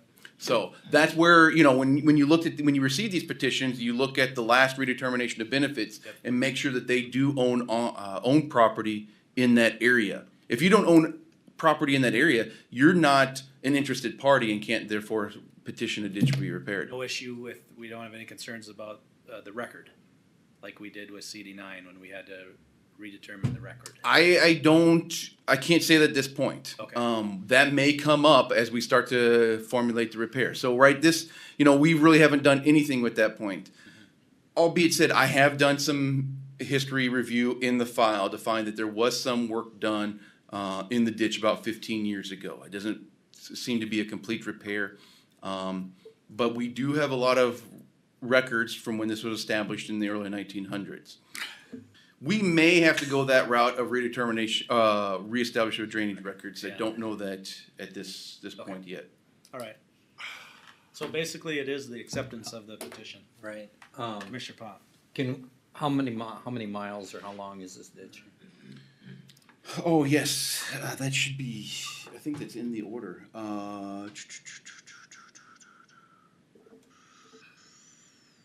Maybe not. I think it's about 6 miles, maybe. Is it that big, you think? Maybe not. Well, maybe. Maybe Don't not. count the sections there. No. I would bet it is. Yeah. So, Might be over that. 9 sections. So that comes into CD9 just north of the area that we did a mitigation on CD9, correct? correct, yeah. Because that mitigation, I think, was in this Yes. area right here. Yep. So, I mean, when you think about that, that's one of the things that you do as a repair project, I think. You just check for hydraulic capacity and stuff. But we should not have any issues with that because we did do that, so. I mean, it's a legit petition. Yeah. I'm getting a little bit worried about Monty's concerns about how much money we got tied up in these ditches. Well, and we haven't ordered the repair. Correct. We will start incurring costs if you do order the repair report but yeah, we haven't actually ordered the repair yet. And the timeline, I don't know how long it'll take to actually complete the repair report. I don't believe, once again, correct me if I'm wrong, Michelle, if statute has a timeline of when the repair has to be completed. There are things in statute that when you receive a petition, when you take it to the Drainage Authority and things like that, but I think we may be in a period of time that statute's not real clear on when deadlines are. Whenever the repair report's complete, then you have a hearing. I would second that. So we have to have the petition in front of the board within a certain amount of time for acceptance in order of the repair report. But there is no timeline set for the repair report to be completed itself. But once it is filed with the auditor treasurer, then within 30 days, we need to hold that hearing. Well, I think legally we need to accept this petition. Yeah. It's a valid one, so I'll motion to accept this petition. I'll second it. Any other discussion on the acceptance of the petition for CD 12? Hearing none, all those in favor? Aye. Opposed? It's carried. Thank you, Chris. All right. Any other items from you? I have no other ditch items for today. While we have Michelle, do you want us to talk about establishing the cow for maintenance discussion? What's your Thought we were gonna thoughts? sneak out of that one, but we gotta get it done. Sooner than later. Yep. Preliminary discussions on maintenance. February 6th. No, we'll do it after the, I'm just curious, does this really need to be at a separate committee of the whole? Can it just simply be on the ditch authority agenda? Is it so long that it needs to be a cow No, at a separate day? we could just do a ditch authority after a county board meeting, I think. You may remember, I mean, we've scheduled ditch authorities to occur at every day of county board meetings too. Yeah. And canceled if unnecessary. So they're on the books already. Good point. If it gets longer, we'll continue it. Yep, correct. Let's do that. How about at our next, February 6th? Right. well, do you want to do it after the drainage conference? Yeah, that would be a Good good, idea. Yeah. So then, I'm gone the next one. We're gonna get into March, which is fine. I just don't wanna be August. So Either the 5th or how the about 19th. March 5th? Cause you're gone the 19th. yeah. March 5th? So Chris would just put it on the agenda then. Yeah. It's a That- regular. that's what John, I'm- do you have a comment on that? Why don't we just do February 6th? I know that there is the drainage conference. Yep. But I don't know if getting into specifics, and as John Cole has told me, every county does it different. I think Chris and I have come up with a recommended path. We've already adopted the schedule for that annual meeting. So if the 6th works, That's fine. let's do That's that fine. then, and then we can get clarifying information if we need it. So keep it February 6th Okay. on the Yep. ditch authority agenda. Okay. Okay, We that okay with works. that? Yep. All right, sounds good. Any other items? Do we need to motion that or not? I don't know. Okay. Okay. You've just given me